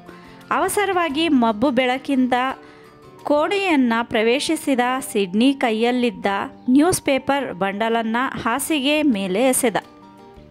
ಅಮ್ಮ, ನನಗೊಂದು ಪರ್ಸ್ ಸಿಕ್ತು ಎಂದ. ಪಟ್ಟಿ ತೆಗೆದು ಹನ್ನಾ ಕೆಲವು ತಾಮ್ರದ ನಾಣ್ಯಗಳನ್ನು ನೋಡಿದಳು. ಅವುಗಳ ನಡುವೆ ಒಂದೆರಡು ಬೆಳ್ಳಿ ನಾಣ್ಯಗಳು ಸಹ ಇದ್ದವು. ಗಾಬರಿಯಿಂದ ಅವುಗಳನ್ನು ಮತ್ತೆ ಪರ್ಸೊಳಗೆ ಸೇರಿಸಿ ಹಾಸಿಗೆ ಮೇಲೆ ಹಿಂದೊರಗಿ ನಿಟ್ಟುಸಿರು ಬಿಟ್ಟಳು. ತನ್ನ ನಡವಳಿಕೆ ಬಗ್ಗೆ ತನ್ನ ತಾಯಿ ಅನುಮಾನಿಸುತ್ತಿರುವಳೆಂದು ಊಹಿಸಿಕೊಂಡ ಸಿಡ್ನಿಗೆ ಆಘಾತವಾಯಿತು. ಆಕೆ ಊಹಿಸಿದಂತೆ ಅದನ್ನು ಯಾರಿಂದಲೂ ಲಪಟಾಯಿಸಿರಲಿಲ್ಲ. ಪೇಪರ್ ಮಾರಲೆಂದು ಬಸ್ಸು ಹತ್ತಿದ್ದ ಸಿಡ್ನಿಗೆ ಸೀಟೊಂದರ ಮೇಲೆ ಅದು ದೊರಕಿತ್ತು. ಅದರ ವಾರಸುದಾರರು ಯಾರೂ ಇರಲಿಲ್ಲ. ಕೂಡಲೇ ಅದನ್ನು ತೆಗೆದುಕೊಂಡು ಬಸ್ಸು ಇಳಿದು ಮನೆ ಕಡೆ ಓಡಿ ಬಂದಿದ್ದ. ತಾಯಿ ಅಪಾರ್ಥ ಮಾಡಿಕೊಂಡಿದ್ದರಿಂದ ಅವನ ಮುಖ ಬಿಳಿಚಿಕೊಂಡಿತ್ತು. ಯಾರೋ ದುರದೃಷ್ಟವಶಾತ್ ಕಳೆದುಕೊಂಡಿರಬಹುದಾದ ಪರ್ಸ್ ಅದು ಎಂದು ಯೋಚಿಸಿ ಕ್ರಮೇಣ ಹನ್ನಾ ತನ್ನ ಮಗನ ಮಾತಿನ ಬಗ್ಗೆ ನಂಬಿಕೆ ತಾಳಿದಳು. ಆ ದೇವರೇ ಈ ರೂಪದಲ್ಲಿ ತಮ್ಮನ್ನು ಆಶೀರ್ವದಿಸಿರಬಹುದೆಂದು ಆಕೆ ಸಮಾಧಾನ ಪಟ್ಟು ಉಸಿರು ಬಿಟ್ಟಳು. ಆಕೆಯ ಆರೋಗ್ಯ ಪರಿಸ್ಥಿತಿ ಒಮ್ಮೆ ದೈಹಿಕವಾಗಿಯೂ ಇನ್ನೊಮ್ಮೆ ಮಾನಸಿಕವಾಗಿಯೂ ಹದಗೆಡುತ್ತಾ ಹೋಯಿತು. ಆದರೆ ಆ ಒಂದು ವಾರೊಪ್ಪತ್ತಿನಲ್ಲಿ ಆಕೆ ಸಾಕಷ್ಟು ಗುಣಮುಖಳಾದಂತೆ ಕಂಡುಬಂದಳು. ತನ್ನಿಬ್ಬರು ಮಕ್ಕಳಿಗೆ ಹೊಸ ಉಡುಪು ತೊಡಿಸಿ ರಜೆಯ ದಿನ ಸಮುದ್ರ ತೀರಕ್ಕೆ ಕರೆದೊಯ್ದಳು. ಸಮುದ್ರ ರುದ್ರ ಗಂಭೀರ ದೃಶ್ಯದಿಂದ ಬಾಲಕ ಸ್ಪೆನ್ಸರ್ ಪರವಶಗೊಂಡ.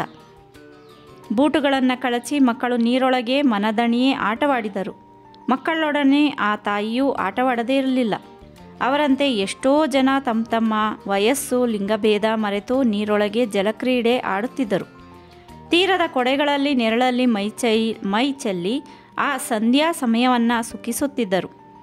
ಕುಂಕುಮ ವರ್ಣದ ಪ್ರತಿಯೊಂದು ಕ್ಷಣವನ್ನು ಆ ಮಕ್ಕಳಿರುವರೂ ಉತ್ಕಟವಾಗಿ ಅನುಭವಿಸಿದರು. ಆದರೆ ಅದೆಲ್ಲ ಕ್ಷಣಭಂಗುರ. ಕಿತ್ತು ತಿನ್ನುವ ಬಡತನದ ಭಾರೀ ಅಲೆ ಅವರ ಆ ಕ್ಷಣದ ಸಂತೋಷವನ್ನು ಅಳಿಸಿ ಹಾಕಿತು. ಮನೆಯೊಳಗೆ ಸಮಸ್ಯೆಗಳ ಸಂತೆ ನೆರೆದಿತ್ತು. ಸಮಸ್ಯೆ ಮತ್ತೊಂದು ಸಮಸ್ಯೆಗೆ ಜನ್ಮ ನೀಡತೊಡಗಿತ್ತು. ಮಾಡಿದ್ದ ಸಾಲಗಳು ಉದ್ರಿಗಳು ಬಾಲದಂತೆ ಬೆಳೆದಿದ್ವು. ಸಾಲ ಕೊಟ್ಟವರ ಪೈಕಿ ಒಬ್ಬರು ಆ ಸಂಸಾರಕ್ಕೆ ಇದ್ದ ಒಂದೇ ಒಂದು ಆಸರೆಯಾದ ಹೊಲಿಗೆ ಯಂತ್ರವನ್ನು ಹೊತ್ತುಕೊಂಡು ಹೋದರು. ಕುಡುಕ ಗಂಡ ಚಾರ್ಲಸ್ ಚಾಪ್ಲಿನ್ನಿಂದ ಆಗೊಮ್ಮೆ ಈಗೊಮ್ಮೆ ಬರುತ್ತಿದ್ದ 8 ಶಿಲ್ಲಿಂಗ್ಸ್ ಹಣ ಸಹ ಪೂರ್ತಿ ನಿಂತೇ ಹೋಯಿತು. ಕಾನೂನು ಸಲಹೆಗಾರ ಆ ಇಬ್ಬರು ಮಕ್ಕಳನ್ನು ಅವರ ತಂದೆ ಇರುವಲ್ಲಿಗೆ ಗದುಮುವಂತೆ ಹನ್ನಾಳಿಗೆ ಸಲಹೆ ನೀಡಿದ. ಆದರೆ ತನ್ನ ಗಂಡ ಆರ್ಥಿಕ ಪರಿಸ್ಥಿತಿ ಬಗ್ಗೆ ಅರಿವಿದ್ದ ಆಕೆಗೆ ಹಾಗೆ ಮಾಡುವುದು ಸಾಧ್ಯವಿರಲಿಲ್ಲ. ಯಾಕೆಂದರೆ ಆಕೆ ಆತನನ್ನು ತುಂಬ ಪ್ರೀತಿಸುತ್ತಿದ್ದಳು. ತನ್ನಿಂದ ದೈಹಿಕವಾಗಿ ದೂರವಿರುವ ಗಂಡನನ್ನು ಸದಾ ಸುಖವಾಗಿಡುವಂತೆ ದಿನಕ್ಕೊಂದು ಬಾರಿಯಾದರೂ ದೇವರಲ್ಲಿ ಪ್ರಾರ್ಥಿಸುತ್ತಿದ್ದಳು. ಹೆಚ್ಚು ಕಡಿಮೆ ಭಾರತೀಯ ಗ್ರಾಮೀಣ ಗೃಹಿಣಿಯ ಪರಿಸ್ಥಿತಿ ಹೊಂದಿದ್ದ ಹನ್ನಾಳ ಪತಿ ಪ್ರೇಮವೇ ಅಂಥದ್ದು.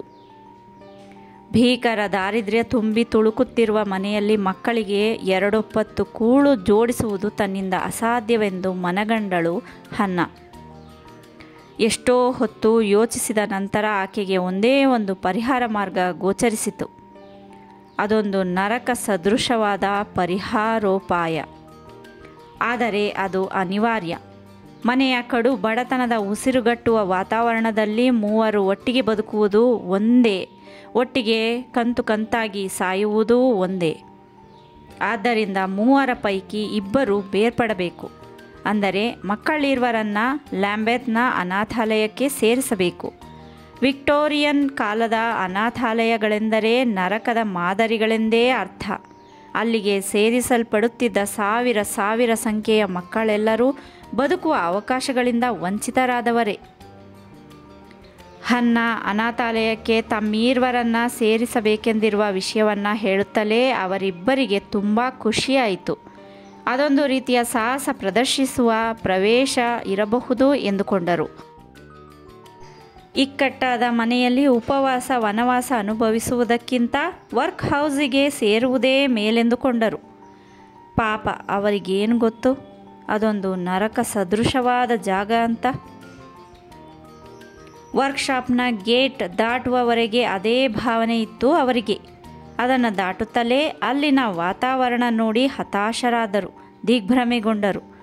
ತಾಯಿ ಮಹಿಳೆಯರ ವಾರ್ಡಿಗೆ, ತಾವಿಬ್ಬರು ಮತ್ತೊಂದು ವಾರ್ಡಿಗೆ ಹೋಗುವುದೆಂದರೆ ದುಃಖವಾಗದೆ ಮತ್ತೇನು ಸಾಧ್ಯ? ಮಕ್ಕಳಿಬ್ಬರೂ ಅಳುಮೋರೆ ಮಾಡಿಕೊಂಡವು. ಹನ್ನ ಅವರಿಗೆ ಧೈರ್ಯ ತುಂಬಿ ತಾನು ಸಂದರ್ಶಕರ ಕೊಠಡಿಗೆ ಹೋಗಿ ಅನಾಥಾಲಯದಲ್ಲಿ ಚಾಲ್ತಿ ಇದ್ದ ಸಮವಸ್ತ್ರ ತಂದಳು. ಆಕೆಯ ಕಣ್ಣುಗಳಲ್ಲೂ ದುಃಖದ ದೊಡ್ಡ ದೊಡ್ಡ ಹನಿಗಳು ಕೆಳಕುರುಳುತ್ತಾ ಸನ್ನದ್ಧವಾಗಿದ್ದವು. ಅವುಗಳನ್ನು ಹಾಗೇ ಹಿಂಗಿಸುವ ಪ್ರಯತ್ನ ಮಾಡಿದಳು. ಉರುಟಾಗಿದ್ದ ಬೆಂಚ್ ಮೇಲೆ ಕೂತಿದ್ದ ಮಕ್ಕಳನ್ನು ಅಪ್ಪಿಕೊಂಡಳು. ಮೈ ನೇವರಿಸಿ ಸಮಾಧಾನ ಪಡಲು ಯತ್ನಿಸಿದಳು. ಕಷ್ಟಪಟ್ಟು ನಗಿಸುವ ಪ್ರಯತ್ನ ಮಾಡಿದಳು. ಇದೆಲ್ಲ ಕೆಲವು ದಿನಗಳ ಮಟ್ಟಿಗೆ ಮಾತ್ರ ಎಂದಳು. ಅನಾಥಾಲಯದ ಸ್ಟೋರಿನಿಂದ ತಂದಿದ್ದ ಕೊಬ್ಬರಿ ಚಿನ್ನಿಯನ್ನು ಮುರಿದು ಮಕ್ಕಳ ಬಾಯೊಳಗೆ ಇರಿಸಿದಳು. ಅದನ್ನು ತಿನ್ನುತ್ತಲೇ ಮಕ್ಕಳ ಕಂಠ ಬಿಗಿಯಿತು. ಪುಟ್ಟ ಕಣ್ಣುಗಳಿಂದ ಅಶ್ರುಧಾರೆ ಧಾರಾಕಾರವಾಗಿ ಹರಿಯಿತು. ತಾಯಿಯ ಕಂಠ ಉದ್ವಿಗ್ನಗೊಂಡಿತಲ್ಲದೆ ಆಕೆಯ ಕಣ್ಣುಗಳಿಂದಲೂ ನೀರು ಧುಮ್ಮಿಕ್ಕಿತು. ಮಕ್ಕಳಿರುವರು ತಾಯಿಯಿಂದ ಬೇರ್ಪಟ್ಟು ಅನಾಥಾಲಯದ ತಮ್ಮ ನಿಗದಿತ ವಾರ್ಡುಗಳಿಗೆ ಹೋದರು. ಸಿಡ್ನಿ ಮತ್ತು ಸ್ಪೆನ್ಸರ್ ಚಾಪ್ಲಿನ್ಗೆ ಅಲ್ಲಿನ ಉಸಿರುಗಟ್ಟುವಂಥ ವಾತಾವರಣಕ್ಕೆ ಹೊಂದಿಕೊಳ್ಳಲು ವಾರ ದಿನಮಾನ ಹಿಡಿಯಿತು. ಅಲ್ಲಿ ಲಗಾಯತಿನಿಂದ ವಾಸವಾಗಿದ್ದ ಮುದುಕನೊಬ್ಬ ಸ್ಪೆನ್ಸರ್ ಚಾಪ್ಲಿನ್ಗೆ ಆಪ್ಯಾಯಮಾನವಾಗಿ ಕಂಡ. ಕಳೆಗುಂದಿದ ಕಣ್ಣುಗಳೊಂದೇ ಅಲ್ಲದೆ ಅವನಿಗೆ ಕುರುಚಲು ಗಡ್ಡ ಬೇರೆ ಇತ್ತು. ಮಧ್ಯಾಹ್ನದ ಊಟಕ್ಕೆ ಅವನು ಚಾಪ್ಲಿನ್ನನ್ನು ತನ್ನ ಪಕ್ಕ ಪ್ರೀತಿಯಿಂದ ಕೂರಿಸಿಕೊಳ್ಳುತ್ತಿದ್ದ. ಬಾಲಕ ಚಾಪ್ಲಿನ್ನ ಗುಂಗುರು ಕೂದಲು ತಲೆಯನ್ನು ನೇವರಿಸುತ್ತಿದ್ದ. ಟೈಗರ್ ಎಂದು ಕರೆಯುತ್ತಿದ್ದ. ಮಗು, ನೀನು ಬೆಳೆದು ದೊಡ್ಡವನಾದ ಮೇಲೆ ತಲೆಗೆ ಒಂದು ಒಳ್ಳೆ ಹ್ಯಾಟ್ ಹಾಕ್ಕೋಬೇಕು. ಹಾಗೆ ಅದರ ತುದಿಯಲ್ಲಿ ಒಂದು ಹೂವಿನ ತುರಾಯಿ ಸಿಕ್ಕಿಸಿಕೊಳ್ಳುವುದನ್ನು ಮರೆಯಬೇಡ. ಎಂದು ವಾತ್ಸಲ್ಯದಿಂದ ಹೇಳುತ್ತಿದ್ದ. ಇದರಿಂದ ಬಾಲಕ ಚಾಪ್ಲಿನ್ಗೆ ಖುಷಿಯೋ ಖುಷಿ. ಆ ವೃದ್ಧನ ಬಗ್ಗೆ ಚಾಪ್ಲಿನ್ಗೆ ಎಣೆ ಇಲ್ಲದಷ್ಟು ಅಭಿಮಾನ, ಗೌರವ. ಕೆಲ ದಿನಗಳ ನಂತರ ಗುಂಗುರು ಕೂದಲು ತಲೆಯ ಇನ್ನೊಬ್ಬ ಬಾಲಕ ಅನಾಥಾಲಯ ಪ್ರವೇಶಿಸಿದ. ಮುದುಕ ಚಾಪ್ಲಿನ್ನನ್ನು ಬಿಟ್ಟು ಅವನನ್ನು ತುಂಬ ಹಚ್ಚಿಕೊಂಡ. ಊಟ ಮಾಡುವಾಗ ತನ್ನನ್ನು ಬಿಟ್ಟು ಆ ಹೊಸ ಹುಡುಗನನ್ನು ಪಕ್ಕ ಕೂಡಿಸಿಕೊಂಡು ಊಟ ಮಾಡುವುದು, ತಲೆ ನೇವರಿಸುವುದು ಇತ್ಯಾದಿ ಕಂಡು ಚಾಪ್ಲಿನ್ಗೆ ಬೇಸರವಾಯಿತು. ಅದನ್ನು ಪ್ರಕಟಿಸದಾದ. ಸ್ಪೆನ್ಸರ್ ತನ್ನ ಅಣ್ಣ ಸಿಡ್ನಿಯೊಡನೆ ಆ ಅನಾಥಾಲಯದಲ್ಲಿದ್ದುದು ಕೇವಲ 3 ವಾರಗಳು ಮಾತ್ರ. ಅಲ್ಲಿದ್ದಷ್ಟು ಕಾಲ ವಿವಿಧ ವಯೋಮಾನದ ಜಾಯಮಾನದ ನೂರಾರು ಮಂದಿ ನಿರ್ಗತಿಕರ ದುರ್ಬರ ಬದುಕನ್ನು ನೋಡಿದ. ಸಾಮಾನ್ಯ ಮನುಷ್ಯನ ಅಸಹಾಯಕ ಸ್ಥಿತಿ ಆ ಎಳೆಯ ಮನಸ್ಸಿನ ಮೇಲೆ ಮುದ್ರೆಯೊತ್ತಿತು. ಆ ಮಕ್ಕಳಿಬ್ಬರನ್ನ ಲ್ಯಾಂಬೆತ್ನ ವರ್ಕ್ ಹೌಸ್ನಿಂದ ಹ್ಯಾನ್ವೆಲ್ ಸ್ಕೂಲಿಗೆ ವರ್ಗಾಯಿಸಲಾಯಿತು. ಅದು ಇದ್ದದ್ದು ಲಂಡನ್ಗೆ 12 ಮೈಲು ದೂರದಲ್ಲಿ. ದಿಕ್ಕು ದೆಸೆ ಇಲ್ಲದ ನಿರ್ಗತಿಕ ಮಕ್ಕಳಿಗೆಂದೇ ಅದನ್ನು ಕಟ್ಟಿಸಿ ರೂಪಿಸಲಾಗಿತ್ತು. ಆ ಶಾಲೆ ಇದ್ದ ಹ್ಯಾನ್ವೆಲ್ನ ವಾತಾವರಣ ಲ್ಯಾಂಬೆತ್ಗಿಂತ ಹೆಚ್ಚು ಆಹ್ಲಾದಕರವಾಗಿತ್ತು. ಲ್ಯಾಂಬೆತ್ನ ವರ್ಕ್ಹೌಸ್ನಿಂದ ವರ್ಗಾಯಿಸಲ್ಪಟ್ಟಾಕ್ಷಣ ಆ ಬಾಲಕರೀರ್ವರಿಗೆ ಅಲ್ಲಿ ಕೂಡಲೇ ಪ್ರವೇಶ ಸಿಗಲಿಲ್ಲ. ನಿಗದಿತ ಕಚೇರಿಯಲ್ಲಿ ತಾವು ನಿರ್ಗತಿಕರು ಅಥವಾ ಅನಾಥರು ಎಂದು ಸಾಬೀತುಪಡಿಸಿ ಅನುಮತಿ ಪತ್ರ ದೊರಕಿಸಿಕೊಳ್ಳಬೇಕಿತ್ತು. ತದನಂತರ ತಾವು ದೈಹಿಕವಾಗಿ ಮಾನಸಿಕವಾಗಿ ಆರೋಗ್ಯದಿಂದ ಇರುವುದರ ಬಗ್ಗೆ ವೈದ್ಯಕೀಯ ತಪಾಸಣೆಗೆ ಒಳಪಡಬೇಕಿತ್ತು. ಆದರೆ ಸಲಹಲಾರದ ಹೆತ್ತವರು ತಮ್ಮ ತಮ್ಮ ಮಕ್ಕಳನ್ನು ಅಲ್ಲಿ ಸೇರಿಸಿದ್ದರು. ಹೀಗೆ ಸೇರಿಸಲ್ಪಟ್ಟ 300-400 ಹತಭಾಗ್ಯ ಮಕ್ಕಳು ಅಲ್ಲಿದ್ದವು. ಸ್ಪೆನ್ಸರ್ ಮತ್ತು ಸಿಡ್ನಿ ಆ ಹ್ಯಾನ್ವೆಲ್ ಸ್ಕೂಲಿನ ವಾತಾವರಣಕ್ಕೆ ಕೂಡಲೇ ಒಗ್ಗಿಕೊಳ್ಳಲಿಲ್ಲ. ತಮ್ಮ ತಾಯಿ ಕೂಗಳತೆಯಲ್ಲಿರುವ ಕಾರಣದಿಂದ ಲ್ಯಾಂಬೆತ್ನ ವರ್ಕ್ ಹೌಸ್ನಲ್ಲಿ ಇರುವಳು. ತಮ್ಮ ಕೂಗು ಆಕೆಗೆ ಕೇಳಿಸುವುದಿಲ್ಲ. ಆಕೆಯ ಅಂತಃಕರಣ ತಮಗೆ ಎಟುಕುತ್ತಿಲ್ಲ. ಗಟ್ಟಿಯಾಗಿ ಅಳಬೇಕೆಂದುಕೊಂಡರೂ ಮಕ್ಕಳು. ಆದರೆ ಅಳಲಾಗಲಿಲ್ಲ. ಅಲ್ಲಿಂದ ತಪ್ಪಿಸಿಕೊಂಡು ಓಡಿ ಹೋಗಬೇಕೆನಿಸಿತು ಅವಕ್ಕೆ. ಯಮದೂತರಂತಿರುವ ಕಾವಲುಗಾರರ ಕಣ್ತಪ್ಪಿಸಿ ಮಿಸುಕಾಡುವುದೂ ಕಷ್ಟ. ಕ್ರಮೇಣ ಅವರಿಬ್ಬರು ಸಮಸ್ಯೆಗಳನ್ನು ನುಂಗಿ ಸ್ಕೂಲಿನ ವಾತಾವರಣಕ್ಕೆ ಹೊಂದಿಕೊಂಡರು. ಮೊದಲಿನ ಹಾಗೆ ಅವರಿಬ್ಬರು ಜೊತೆಗಿರುವಂತಿರಲಿಲ್ಲ. ವಯಸ್ಸಿನ ಕಾರಣದಿಂದ ಅವರಿಬ್ಬರು ಪರಸ್ಪರ ಬೇರೆ ಬೇರೆ ಇದ್ದರು. ಸಿಡ್ನಿ ಸಹಜವಾಗಿಯೇ ತನ್ನ ವಯಸ್ಸಿನ ದೊಡ್ಡ ಹುಡುಗರೊಂದಿಗೆ ಸೇರಿಸಲ್ಪಟ್ಟಿದ್ದ. ಚಾಪ್ಲಿನ್ ತನ್ನ ವಯಸ್ಸಿನ ಚಿಕ್ಕ ಚಿಕ್ಕ ಮಕ್ಕಳೊಂದಿಗೆ ಹೊಂದಿಕೊಂಡು ಇರಬೇಕಾಯಿತು. ಅವರಿಬ್ಬರು ಬೇರೆ ಬೇರೆ ವಾರ್ಡುಗಳಲ್ಲಿ ಮಲಗುವುದು ಅನಿವಾರ್ಯವಾಗಿತ್ತು. ಚಾಪ್ಲಿನ್ಗೆ ಸಿಡ್ನಿ ಅಪರೂಪವಾದ. ಕೇವಲ 6 ವರ್ಷದ ಎಳೆಯ ಚಾಪ್ಲಿನ್ಗೆ ಅಣ್ಣನನ್ನು ನೋಡದೆ ಮಾತನಾಡಿಸದೇ ಇರುವುದು ಕಷ್ಟವೆನಿಸಿತು. ಚಿಕ್ಕ ಪುಟ್ಟ ತಪ್ಪುಗಳಿಗೂ ಅಲ್ಲಿ ಕೆಟ್ಟದಾಗಿ ದಂಡಿಸುವ ಪರಿಪಾಠವಿತ್ತು. ಅಲ್ಲಿನ ನೌಕರರಿಗೆ ಮಕ್ಕಳ ಮೇಲೆ ಕರುಣೆ ಎಂಬುದಿರಲಿಲ್ಲ. ಚಿಕ್ಕ ಮಕ್ಕಳಿಗೂ ಚಿತ್ರಹಿಂಸೆ ಕೊಡುವುದೇ ಅವರ ಕಾಯಕವಾಗಿತ್ತು. ಕ್ಯಾಪ್ಟನ್ ಹಿಂಡ್ರಮ್ನೆಂದರೆ ಸಾಕು, ಮಕ್ಕಳು ಹೆದರಿ ಮೊಟ್ಟೆ ಇಡುತ್ತಿದ್ದುವು. ಅವನು ನೌಕಾಪಡೆಯಿಂದ ನಿವೃತ್ತಿ ಪಡೆದು ಆ ಶಾಲೆಯ ಉಸ್ತುವಾರಿಗೆ ನೇಮಕಗೊಂಡಿದ್ದ. ಕೈಯಿಂದ ಬೆತ್ತ ಝಳಪಿಸುತ್ತಾ ಬಂದ ಎಂದರೆ ಸಾಕು, ಮಕ್ಕಳು ಎಲ್ಲೆಂದರಲ್ಲಿ ಗಪ್ ಚುಪ್ ಆಗಿಬಿಡುತ್ತಿದ್ದವು. ಚಿಕ್ಕ ಮಕ್ಕಳ ಕುಂಡಿ ಮೇಲೆ ಇಷ್ಟಿಷ್ಟು ದಪ್ಪ ಬಾಸುಂಡೆಗಳೇಳುವಂತೆ ಹೊಡೆಯುವುದರಲ್ಲಿ ಎಡಗೈಯ 2 ಬೆರಳುಗಳ ಚಿಮುಟಿಗಳಿಂದ ಮಕ್ಕಳನ್ನು ಎತ್ತಿ ಬಿಸುಟು ಪರಾಕ್ರಮ ಮೆರೆಯುವುದರಲ್ಲಿ ಆತ ಮೃಗೀಯ ಸಂತೋಷ ಪಡುತ್ತಿದ್ದ. ಆದರೆ ಆತ ಹೊಡೆಯುತ್ತಿದ್ದುದು ಕಡಿಮೆ ಎಂದರೆ 3 ಬಾರಿ, ಹೆಚ್ಚೆಂದರೆ 6 ಬಾರಿ. ಆದರೆ ಅವೇ ಪ್ರಾಣಾಂತಿಕ ಪೆಟ್ಟುಗಳಾಗಿರುತ್ತಿದ್ದವು.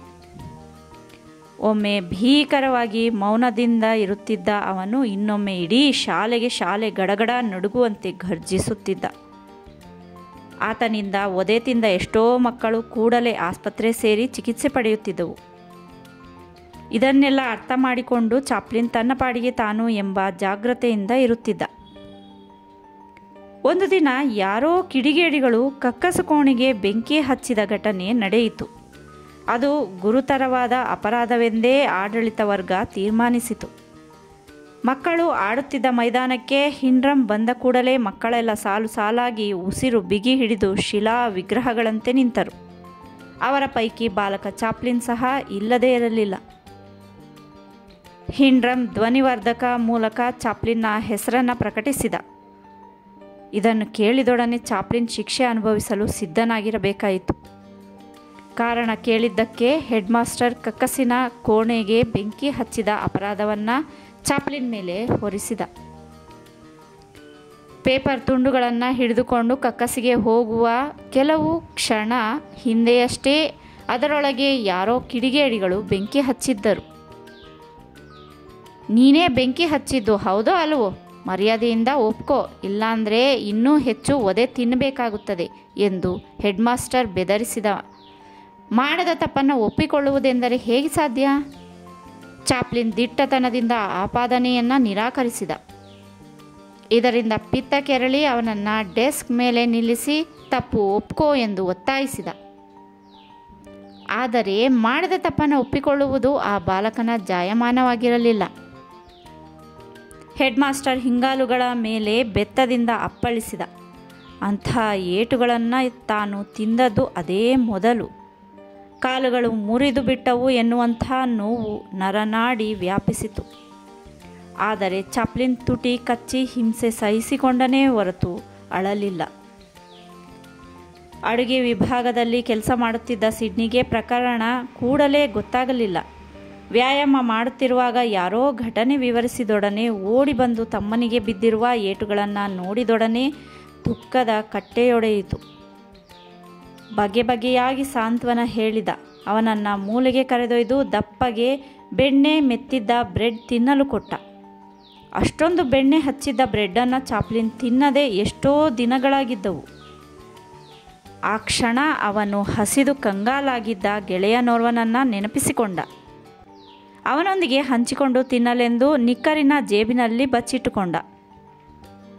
ಮುಂದೆ ಅನೇಕ ದಿನಗಳವರೆಗೆ ಬ್ರೆಡ್ ದೊರಕಲಿಲ್ಲ. ಕೆಲವು ದಿನಗಳ ನಂತರ ಹ್ಯಾನ್ವೆಲ್ನಿಂದ ನೌಕಾ ಕಲಿಕಾ ಕೇಂದ್ರವಿದ್ದ ಎಕ್ಸ್ಮೌತ್ಗೆ ವರ್ಗವಾದ. ಅನಾಥಾಲಯದ ಹುಡುಗನಿಗೆ 11 ದಾಟಿತೆಂದರೆ ಸೇನೆ ಅಥವಾ ನೌಕಾದಳ ಸೇರುವುದು ಈ ವರ್ಗಾವಣೆಗೆ ಪ್ರಮುಖ ಕಾರಣ. ಇದು ಕಡ್ಡಾಯವಲ್ಲದಿದ್ದರೂ ಸಿಡ್ನಿಗೆ ಸಮುದ್ರದೊಡನೆ ನಿಕಟ ಸಂಬಂಧವಿರಿಸಿಕೊಳ್ಳುವ ಆಸೆಯಿತ್ತು. ಅವನು ಹೋದ ನಂತರ ಸ್ಪೆನ್ಸರ್ ಚಾಪ್ಲಿನ್ ಹ್ಯಾನ್ವೆಲ್ನ ಶಾಲೆಯಲ್ಲಿ ಒಂಟಿಯಾಗಿ ಉಳಿಯಬೇಕಾಗಿ ಬಂತು. ಹ್ಯಾನ್ವೆಲ್ನ ಶಾಲೆಯಲ್ಲಿ ಚಾಪ್ಲಿನ್ ಸದಾ ಮಂಕಾಗಿ ಇರತೊಡಗಿದ. ಆ ಶಾಲೆಯಲ್ಲಿದ್ದ ಮಕ್ಕಳಿಗೆ ತಮ್ಮ ತಲೆಗೂದಲ ಬಗ್ಗೆ ಯಾವ ಸ್ವಾತಂತ್ರ್ಯವಿರಲಿಲ್ಲ. ಆದರೆ ಅವರಿಗೆ ತಮ್ಮ ತಲೆಗೂದಲ ಬಗ್ಗೆ ವ್ಯಾಮೋಹವಿಲ್ಲದೇ ಇರಲಿಲ್ಲ. ಗಜಕರ್ಣದ ಹಾವಳಿ ನೆಪವೊಡ್ಡಿ ಮಕ್ಕಳ ತಲೆ ಮೇಲೆ ಕೂದಲು ಬೆಳೆಗೊಡುತ್ತಿರಲಿಲ್ಲ. ಶಾಲೆಯ ಕಟ್ಟಡದ ಮೊದಲನೇ ಅಂತಸ್ತಿನ ಕಿಟಕಿಯಲ್ಲಿ ನಿಂತು ನೋಡುತ್ತಿದ್ದ ಚಾಪ್ಲಿನ್ನ ಎಳೆಯ ಕಣ್ಣುಗಳಿಗೆ ಆಟದ ಮೈದಾನದಲ್ಲಿ ಖಾಲಿ ಗುಂಡುಗಳೇ ಮಿರಿಮಿರಿ ಮಿಂಚುತ್ತಾ ಕಾಣಿಸುತ್ತಿದ್ದವು. ಅವರೆಲ್ಲರ ಖಾಲಿ ತಲೆಗಳಿಗಿಂತ ಪುಷ್ಕಳವಾಗಿ ಬೆಳೆದಿರುವ ತನ್ನ ತಲೆಯೇ ವಾಸಿ ಎಂದು ಹೆಮ್ಮೆ ಪಡುತ್ತಿದ್ದ. ಆದರೆ ಆ ಹೆಮ್ಮೆ ಬಹಳ ದಿನ ಉಳಿಯಲಿಲ್ಲ. ಊಟ ಮಾಡುತ್ತಿದ್ದಾಗ ಒಬ್ಬ ನರ್ಸ್ ಚಾಪ್ಲಿನ್ನ ತಲೆಯಲ್ಲಿ ಗಜಕರ್ಣ ಇರುವುದನ್ನು ಗುರುತಿಸಿ ಪ್ರಚಾರ ಮಾಡೇ ಬಿಟ್ಟಳು. ಇದರಿಂದ ಅವನಿಗೆ ದುಃಖ ಒತ್ತರಿಸಿ ಬಂದುಬಿಟ್ಟಿತು. ನಂತರ ಅವನನ್ನು ಹಿಡಿದೊಯ್ದು ತಲೆಯನ್ನ ನುಣ್ಣಗೆ ಬೋಳಿಸಿಯೇ ಬಿಟ್ಟರು. ಅದರ ಮೇಲೆ ಔಷಧವೊಂದನ್ನು ಸವರಿದರು. ಕೂದಲಿಲ್ಲದ ತನ್ನ ತಲೆಯನ್ನು ತಾನೇ ನೋಡಿಕೊಳ್ಳಲು ಚಾಪ್ಲಿನ್ ನಾಚಿದ. ತಲೆಯನ್ನು ಕರವಸ್ತ್ರದೊಳಗೆ ಮರೆಮಾಚಿದ. ಬೇರೆಯವರ ಗುಂಡನೆ ತಲೆಗಳನ್ನು ನೋಡಿ ಖುಷಿ ಪಡುತ್ತಿದ್ದ ತನಗೆ ದೇವರು ಸರಿಯಾದ ಪ್ರಾಯಶ್ಚಿತ್ತ ಮಾಡಿದ ಎಂದುಕೊಂಡ. ಚಾಪ್ಲಿನ್ ಚಿಕಿತ್ಸಾ ಕೊಠಡಿಯ ಬಂಧನದಲ್ಲಿರುವಾಗ ಹನ್ನಾ ಅಪರೂಪಕ್ಕೆ ತನ್ನ ಮಗನನ್ನು ನೋಡಲೆಂದು ಬಂದಳು. ಮಗನ ಯೋಗಕ್ಷೇಮ ವಿಚಾರಿಸಿದಳು. ಕೆಲವು ದಿನಗಳಲ್ಲಿ ತಾನು ಲ್ಯಾಂಬತ್ನ ಅನಾಥಾಲಯದಿಂದ ಬಿಡುಗಡೆಗೊಂಡು ತಮ್ಮೆಲ್ಲರಿಗೂ ಒಂದು ಬಾಡಿಗೆ ಮನೆ ಹಿಡಿಯುವುದಾಗಿ ಹೇಳಿ ಸಂತೋಷಪಡಿಸಿದಳು. ಆಕೆಯ ಸಾಮೀಪ್ಯದಿಂದ ಚಾಪ್ಲಿನ್ಗೆ ಅಗಾಧ ಸಂತೋಷವಾಯಿತು.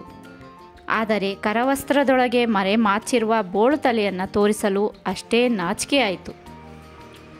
ಆದರೆ ತಾಯಿ ಮಗನ ಹಿಂಜರಿಕೆ ಕಂಡು ನಕ್ಕಳು.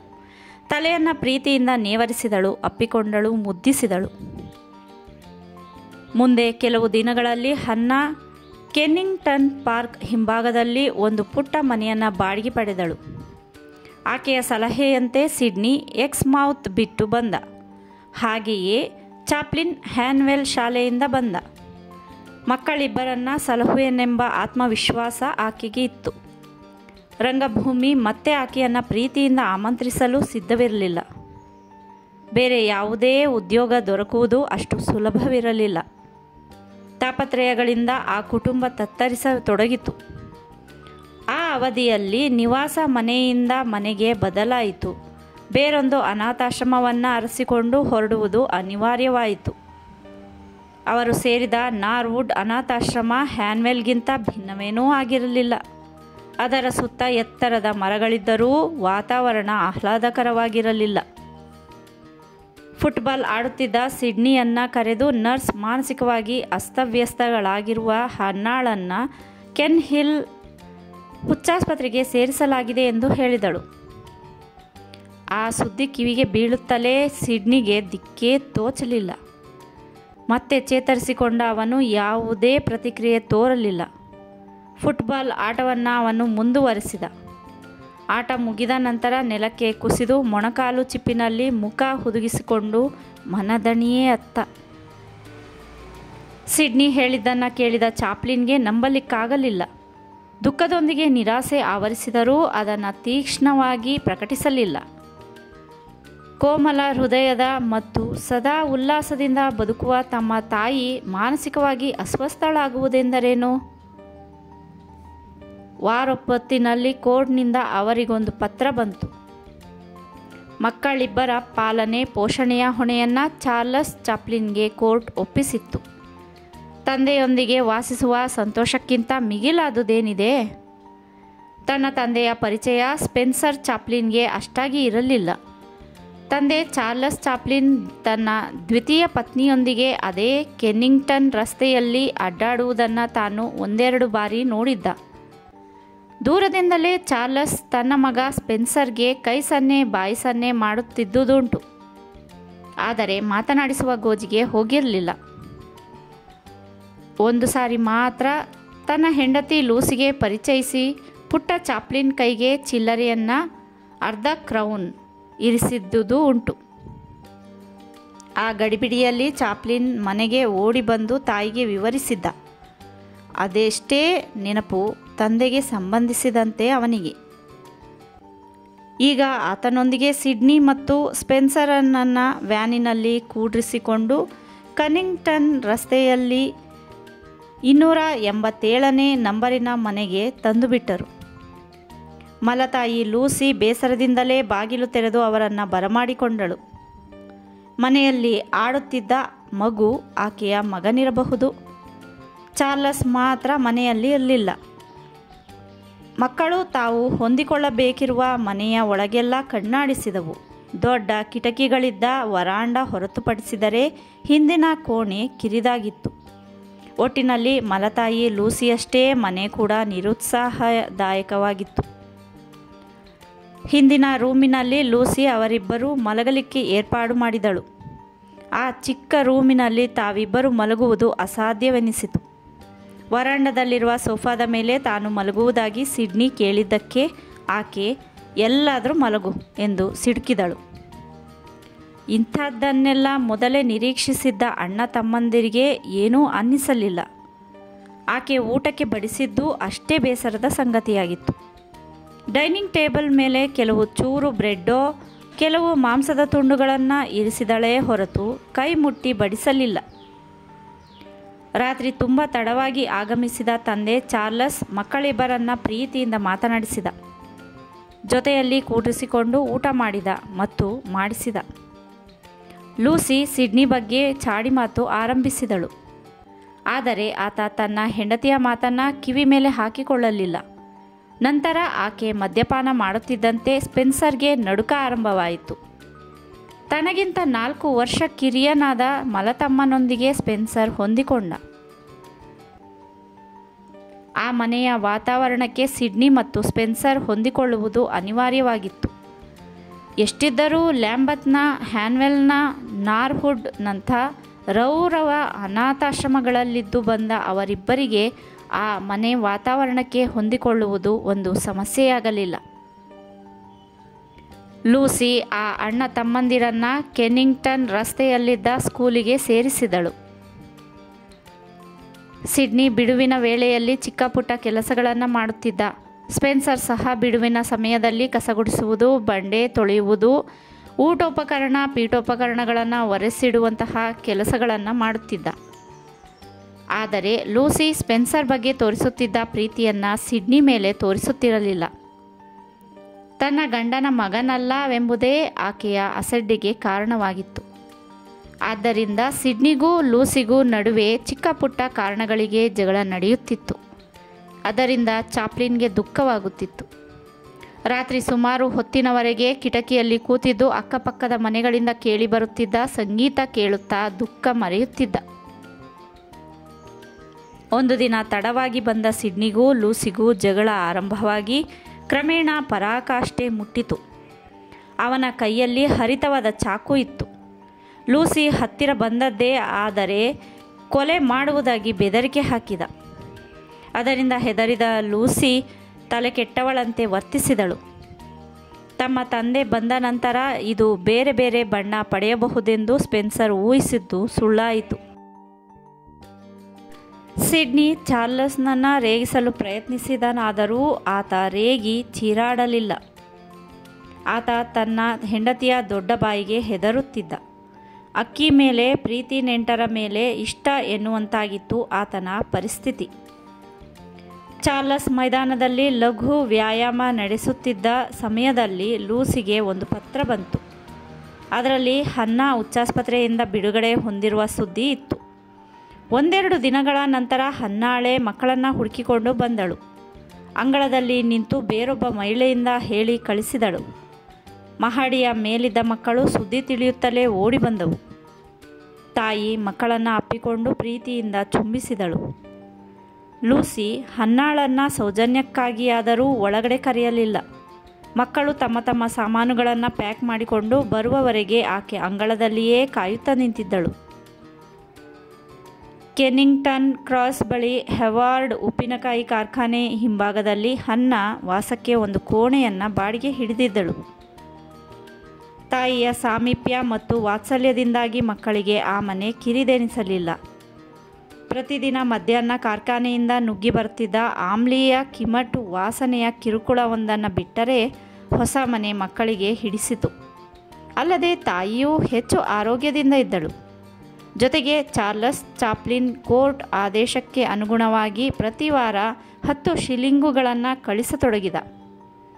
ಚರ್ಚ್ನ ಆಡಳಿತ ವರ್ಗದೊಂದಿಗೆ ಒಪ್ಪಂದ ಕುದುರಿಸಿಕೊಂಡು ಹನ್ನಾ ಹೊಲಿಗೆ ಕೆಲಸ ಮುಂದುವರಿಸಿದಳು. ಅದೇ ಸಮಯದಲ್ಲಿ ಬಾಲಕ ಚಾಪ್ಲಿನ್ನ ಅಂತಃಕರಣ ಕಲಕುವಂತಹ ಘಟನೆಯೊಂದು ನಡೆಯಿತು. ರಸ್ತೆಯ ಕೊನೆಗೆ ಕಟುಕರ ಮಾಂಸದಂಗಡಿ ಇತ್ತಲ್ವೇ? ಇನ್ನೇನು ಕತ್ತರಿಸಬೇಕೆಂದಿದ್ದ ಕಟುಕನ ಮಚ್ಚಿನಿಂದ ತಪ್ಪಿಸಿಕೊಂಡ ಕುರಿಮರಿಯೊಂದು ಆರ್ತವಾಗಿ ಅರಚುತ್ತಾ ಹನ್ನಾಳ ಮನೆಯ ಮುಂದೆ ಓಡಿ ಬಂತು. ಕಟುಕರ ಕೈಗೆ ಸಿಗದಂತೆ ಅದು ತಪ್ಪಿಸಿಕೊಳ್ಳುತ್ತಿದ್ದ ರೀತಿಯನ್ನು ನೋಡಿ ಓಣಿಯ ಜನ ಆನಂದಿಸುತ್ತಿದ್ದರು. ಆದರೆ ಚಾಪ್ಲಿನ್ಗೆ ಮಾತ್ರ ಅದರ ಪ್ರಯತ್ನ ದುಃಖದಾಯಕವಾಗಿತ್ತು. ಅವನು, ಅಮ್ಮ, ಕಟುಗ್ರು ಕುರಿಮರಿನ ಕೊಂದು ಹಾಕ್ತಾರೆ, ಹೇಗಾದರೂ ಅದನ್ನು ಕಾಪಾಡಮ್ಮ ಎಂದು ಕೂಗುತ್ತಾ ಹೊಲಿಗೆ ಯಂತ್ರದ ಮುಂದೆ ಕೂತಿದ್ದ ತಾಯಿಯ ಬಳಿ ಓಡಿ ಬಂದು ಗೋಗರೆದ.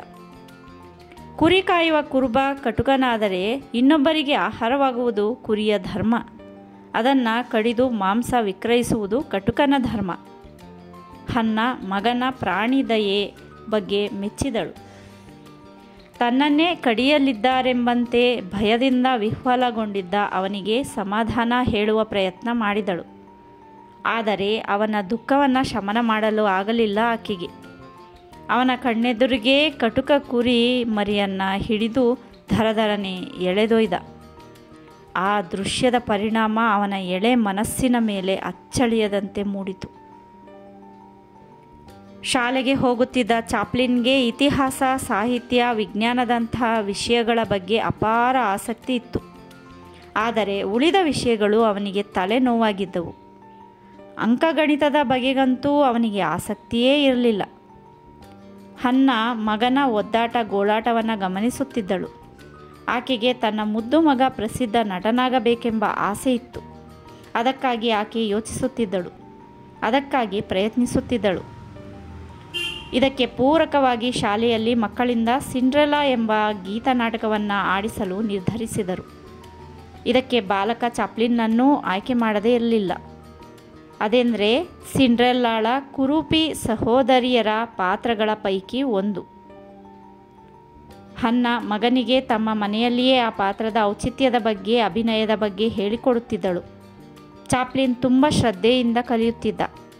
ಸಿಂಡ್ರೆಲಾ ಪಾತ್ರಕ್ಕೆ ಆಯ್ಕೆಯಾಗಿದ್ದ ಹುಡುಗಿಯ ಸೌಂದರ್ಯಕ್ಕೆ ಅವನು ಆ ವಯಸ್ಸಿನಲ್ಲಿ ಮಾರು ಹೋಗಿದ್ದ. ಆಕೆ ವಯಸ್ಸಿನಲ್ಲೂ ಅಂತಸ್ತಿನಲ್ಲೂ ಹಿರಿಯಳಿದ್ದಳು. ಅವನದು ಕೇವಲ ಒನ್ ವೇ ಲವ್ ಆಗಿತ್ತು. ಅದನ್ನು ವ್ಯಕ್ತಪಡಿಸುವುದು ಅವನಿಂದ ಸಾಧ್ಯವಾಗಲಿಲ್ಲ.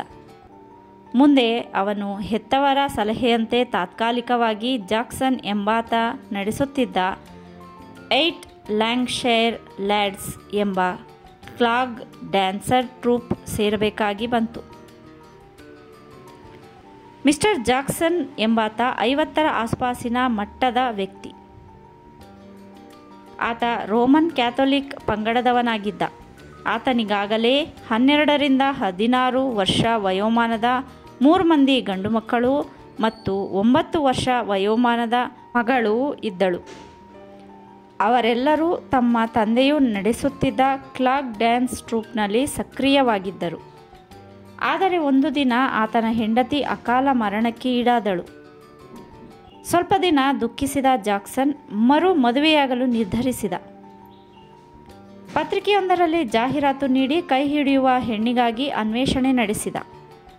ಜಾಹೀರಾತಿನ ಪ್ರತಿಕ್ರಿಯೆ ಉತ್ತೇಜನಕರವಾಗಿತ್ತು. ಸುಮಾರು 300 ಮಂದಿ ಮಹಿಳೆಯರು ಅರ್ಜಿಗಳ ಮೂಲಕ ಮನವಿ ಸಲ್ಲಿಸಿದರು. ಜಾಕ್ಸನ್ ಪ್ರತಿಯೊಂದು ಮನವಿಯನ್ನು ಕೂಲಂಕುಷವಾಗಿ ಪರಿಶೀಲಿಸಿದ. ಕೊನೆಗೊಂದು ಮನವಿಯನ್ನು ಪುರಸ್ಕರಿಸಿದ. ಅವನು ಇಚ್ಛೆಪಟ್ಟ ಹೆಣ್ಣು ಯೌವನದಿಂದ ಮಾಂಸಖಂಡಗಳಿಂದ ತುಂಬಿ ತುಳುಕುತ್ತಿರದೆ ಅವನಿಗೆ 1-2 ವರ್ಷ ಹಿರಿಯಳಿದ್ದಳು. ಮೂಳೆಗಳು ಎದ್ದು ಕಾಣುತ್ತಿದ್ದ ನಿಸ್ತೇಜ ಮುಖದ, ಚರ್ಮ ಸುಕ್ಕುಗಟ್ಟಿದ್ದ ಹೆಂಗಸನ್ನು ಅವನು ಮದುವೆಯಾಗಲು ನಿರ್ಧರಿಸಿ ತನ್ನ ಗೆಳೆಯರನ್ನು ಅಚ್ಚರಿಗೊಳಿಸಿದ. ಆಕೆಯೊಂದಿಗೆ ಆತ ಸುಮಾರು ದಿನಗಳ ಕಾಲ ಪತ್ರ ವ್ಯವಹಾರ ನಡೆಸಿದ. ಆಕೆಯೂ ಅಷ್ಟೇ. ಪರಸ್ಪರ ಭಾವನೆಗಳನ್ನು ಅವರಿಬ್ಬರು ಪತ್ರಗಳ ಮೂಲಕ ಅದಲು ಬದಲು ಮಾಡಿಕೊಂಡರು. ಸಂದರ್ಶನದ ದಿನ ಮತ್ತು ವೇಳೆಯನ್ನು ನಿಗದಿಪಡಿಸಿ ಆಕೆಗೊಂದು ಪತ್ರ ಬರೆದ. ಸಮಯಕ್ಕೆ ಸರಿಯಾಗಿ ಆಕೆ ತನ್ನ ಪೋಷಕರೊಂದಿಗೆ ಆಗಮಿಸಿದಳು. ಪೋಷಕರನ್ನು ವರಾಂಡದಲ್ಲಿ ಕುಳ್ಳಿರಿಸಿ ಆಕೆ ಜಾಕ್ಸನ್ನ ಸಲಹೆಯಂತೆ ಒಂಟಿಯಾಗಿ ಅವನ ರೂಮಿಗೆ ಹೋದಳು. ಜಾಕ್ಸನ್ ಆಕೆಯನ್ನು ಪ್ರೀತಿ ಮತ್ತು ಸಭ್ಯತೆಯಿಂದ ಸ್ವಾಗತಿಸಿ ಕುಳ್ಳಿರಿಸಿದ. ಸತ್ಕರಿಸಿದ. ಬಹಳ ಹೊತ್ತಿನವರೆಗೆ ಮಾತನಾಡಿದ ನಂತರವೇ ಜಾಕ್ಸನ್ ಆಕೆಯನ್ನು ಮದುವೆ ಆದದ್ದು. ಮಿಸ್ಟರ್ ಜಾಕ್ಸನ್ನ ಕ್ಲಾಗ್ ಡ್ಯಾನ್ಸರ್ ಟ್ರೂಪ್ ಆಗಲೇ ಸಾಕಷ್ಟು ಪ್ರಸಿದ್ಧಿಯಾಗಿತ್ತು. ಇದಕ್ಕೆ ತನ್ನ ಮಗ ಚಾಪ್ಲಿನ್ ಸೇರಿದರೆ ವಾಸಿ ಎಂದು ನಿರ್ಧರಿಸಿದ ಚಾರ್ಲಸ್ ಚಾಪ್ಲಿನ್. ತಂಡದ ರೂವಾರಿ ಅಪರಿಚಿತನಾಗಿರಲಿಲ್ಲ. ಹನ್ನಾಳನ್ನು ಭೇಟಿ ಮಾಡಿದ, ಪ್ರಸ್ತಾಪಿಸಿದ. ಈ ವಯಸ್ಸಿನಲ್ಲಿ ಮಗ ಅಂಥದೊಂದು ತಂಡದಲ್ಲಿ ರಂಗ ತರಬೇತಿ ಪಡೆದಂತಾಗುತ್ತದೆ ಎಂಬುದಕ್ಕಿಂತ ಮುಖ್ಯವಾಗಿ ಕಿರಿಯ ಕಲಾವಿದರಿಗೆ ಊಟ ಮತ್ತು ವಸತಿ ಕಲ್ಪಿಸಿಕೊಡಲಾಗುವುದಲ್ಲದೆ ಪ್ರತಿ ವಾರ ಕಿರು ಸಂಭಾವನೆಯನ್ನು ಸಹ ಕೊಡುವರೆಂಬುದು. ಬೇರೆ ದಾರಿ ಕಾಣದೆ ಹನ್ನ ಅರೆ ಮನಸ್ಸಿನಿಂದ ಒಪ್ಪಿದಳು. ಚಾರ್ಲಸ್ ಚಾಪ್ಲಿನ್ ತನ್ನ ಮಗ ಸ್ಪೆನ್ಸರ್ನನ್ನು ಸಂಗಡ ಕರೆದುಕೊಂಡು ಜಾಕ್ಸನ್ ಬಳಿ ಬಿಟ್ಟು ವಾಪಸ್ಸಾದ. ಅಷ್ಟೊತ್ತಿಗಾಗಲೇ ಜಾಕ್ಸನ್ 2ನೇ ಬಾರಿ ಮದುವೆಯಾಗಿದ್ದ. ಜಾಕ್ಸನ್ ದಂಪತಿಗಳು ಸಾಕಷ್ಟು ಪ್ರೀತಿಯಿಂದಲೇ 8 ವರ್ಷದ ಸ್ಪೆನ್ಸರ್ ಚಾಪ್ಲಿನ್ನನ್ನು ನೋಡಿಕೊಳ್ಳುತ್ತಿದ್ದರು. ಜಾಕ್ಸನ್ ಮಿತಭಾಷಿಯಾಗಿದ್ದರೆ ಆತನ ಹೆಂಡತಿ ಹರಟೆ ಮಲ್ಲಿಯಾಗಿದ್ದಳು. ಬಾಲಕ ಚಾಪ್ಲಿನ್ಗೆ ಒಂದೂ ಬಿಡದ ಹಾಗೆ ನಿರ್ವಂಚನೆಯಿಂದ ಹೇಳಿಕೊಡುತ್ತಿದ್ದಳು. ಹುಡುಗರಂತೆ ನೀಟಾಗಿ ತಲೆಗೂದಲನ್ನು ಕತ್ತರಿಸಿಕೊಂಡಿರುತ್ತಿದ್ದ ಆಕೆಯ ಮಗಳು ಹೆಚ್ಚು ಸ್ನೇಹದಿಂದ ಇರುತ್ತಿದ್ದಳು.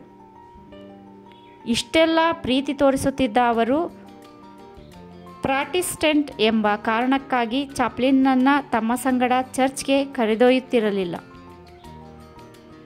ಆ ಸಮಯದಲ್ಲಿ ಅವನು ಒಂಟಿಯಾಗಿ ಮನೆಯಲ್ಲಿದ್ದು ಈ ತಾರತಮ್ಯದ ಬಗ್ಗೆ ಯೋಚಿಸಿ ನಿಟ್ಟುಸಿರು ಬಿಡುತ್ತಿದ್ದ. ಅವನು ಭಕ್ತಿಯ ಕಾರಣಕ್ಕಿಂತ ಮುಖ್ಯವಾಗಿ ಚರ್ಚ್ನ ವಾತಾವರಣ ಸವಿಯಲು ಪರಿಶುಭ್ರ ಬಿಳಿ ವಸ್ತ್ರ ಧರಿಸಿ ಅಡ್ಡಾಡುವ ಕ್ರೈಸ್ತ ಸನ್ಯಾಸಿನಿಯರನ್ನು ನೋಡಲು, ಇವೆಲ್ಲಕ್ಕಿಂತ ಮುಖ್ಯವಾಗಿ ಮಾತೃಮೂರ್ತಿ ಮೇರಿಯನ್ನು ನೋಡಲು ಅವನು ಚರ್ಚ್ಗೆ ಹೋಗಲು ಬಯಸುತ್ತಿದ್ದ. ಆಗೊಮ್ಮೆ ಈಗೊಮ್ಮೆ ಹೋಗಿ ಬರುತ್ತಿದ್ದ. ತಾನು ಮಲಗುವ ಕೋಣೆಯಲ್ಲಿದ್ದ ಮೇರಿ ಮೂರ್ತಿ ಸುತ್ತ ಹೂಗಳನ್ನು ಇರಿಸಿ ಮೊಂಬತ್ತಿ ಹಚ್ಚಿ ಒಂದು ಕ್ಷಣ ಎಲ್ಲ ಮರೆಯುತ್ತಿದ್ದ ಬಾಲಕ ಚಾಪ್ಲಿನ್. ಟ್ರೂಪ್ನೊಂದಿಗೆ ಭಾಗವಹಿಸಿ ಪ್ರದರ್ಶನ ನೀಡಲು ಅವನು 6 ವಾರಗಳ ಕಾಲ ತರಬೇತಿ ಪಡೆಯಬೇಕಾಯಿತು. ತಾನು ತನ್ನ 4ನೇ ವಯಸ್ಸಿನಲ್ಲಿ ವೇದಿಕೆ ಪ್ರವೇಶಿಸಿ ಮೊಟ್ಟ ಮೊದಲ ಬಾರಿಗೆ ಪ್ರದರ್ಶನ ನೀಡಿದ್ದು ಬಿಟ್ಟರೆ ಇದು 2ನೇ ಬಾರಿ. ಗುಂಪಿನಲ್ಲಿ ಗೋವಿಂದನಾಗಲು ಅವನಿಗೆ ಸುತಾರಾಮ್ ಇಷ್ಟವಿರಲಿಲ್ಲ.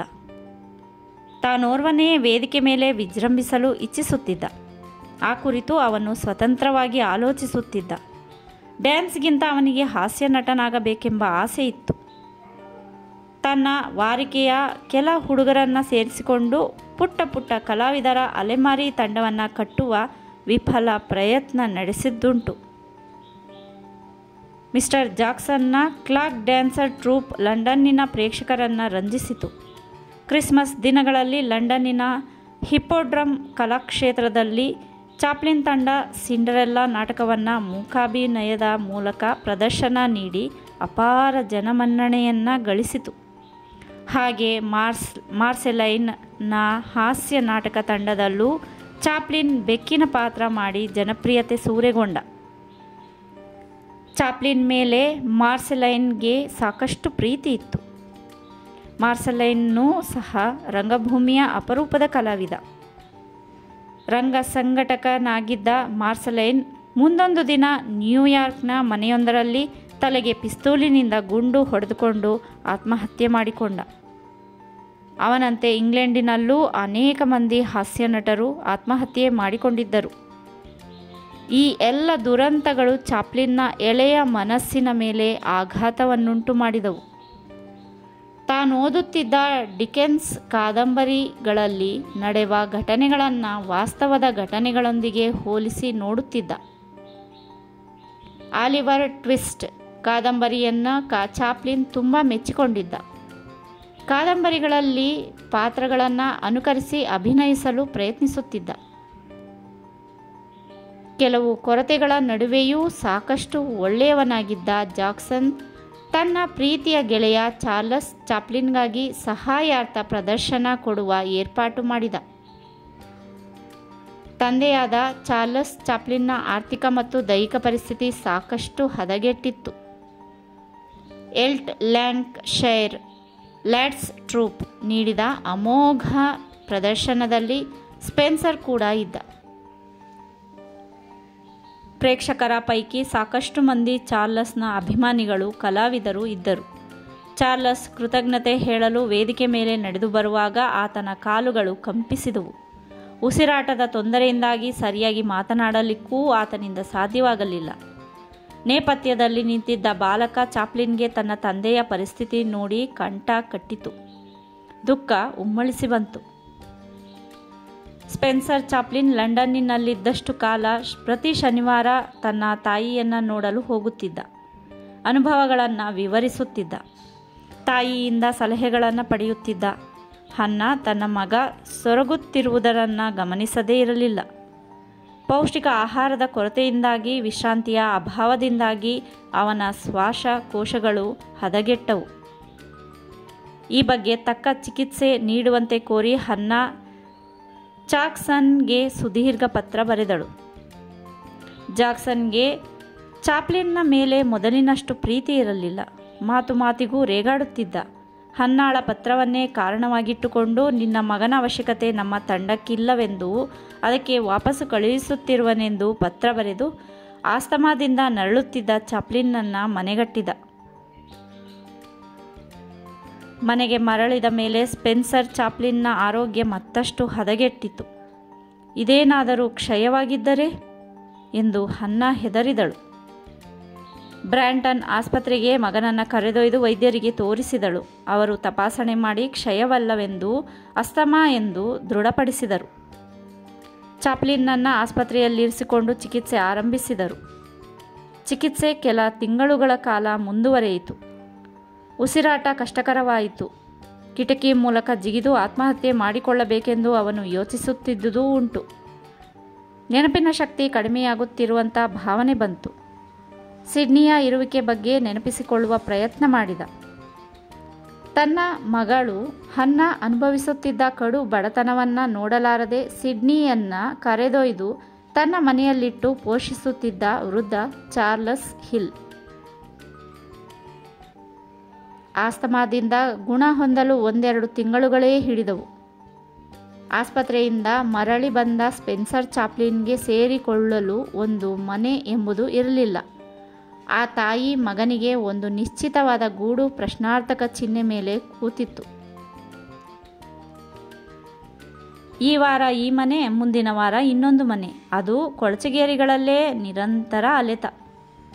ಯಾವುದೇ ಕನಿಷ್ಠ ಸೌಲಭ್ಯಗಳಿಲ್ಲದ ಮನೆ ದೊರಕಿತೆಂದರೆ ಅದರ ಬೆನ್ನ ಹಿಂದೆಯೇ ಆಹಾರದ ಸಮಸ್ಯೆ ಪುಟಿದೇಳುತ್ತಿತ್ತು. ದಾರಿದ್ರ್ಯ ರೇಖೆಗಿಂತ ಅತ್ಯಂತ ಕೆಳಗಿನ ಜನರೇ ವಾಸಿಸುತ್ತಿದ್ದ ಇಕ್ಕಟ್ಟಾದ ಗೂಡಿನಲ್ಲಿ ವಾಸಿಸುವುದು ಅನಿವಾರ್ಯವಾಯಿತು. ನಿರ್ಗತಿಕರೇ ಅಲ್ಲಿ ವಾಸಕ್ಕಿದ್ದುದು. ಅತಿ ಕಡಿಮೆ ಬೆಲೆಯ ಆಹಾರವನ್ನು ಕೊಂಡು ತರುವಂತೆ ಹನ್ನಾ ಮಗನನ್ನು ಕಾಫಿ ಬಾರ್ಗೆ ಕಳಿಸುತ್ತಿದ್ದಳು. ಆಕೆ ಕೊಡುತ್ತಿದ್ದ ಪುಡಿಗಾಸಿಗೆ ಒಂದು ಚೂರು ಮಾಂಸ, 1-2 ತರಕಾರಿ ಬರುವುದು ಕಷ್ಟವಿತ್ತು. ಚಾಪ್ಲಿನ್ ಕುದುರೆ ಜೂಜಿನಲ್ಲಿ ಗೆದ್ದು ತಂದ 5 ಶಿಲ್ಲಿಂಗ್ ತಿತ್ತು ಹೊಟ್ಟೆ ತುಂಬ ಉಂಡಿದ್ದು ಬಿಟ್ಟರೆ ಉಳಿದಂತೆಲ್ಲ ಉಪವಾಸ ಅಥವಾ ಅರೆ ಉಪವಾಸ ಇರಬೇಕಾಗುತ್ತಿತ್ತು.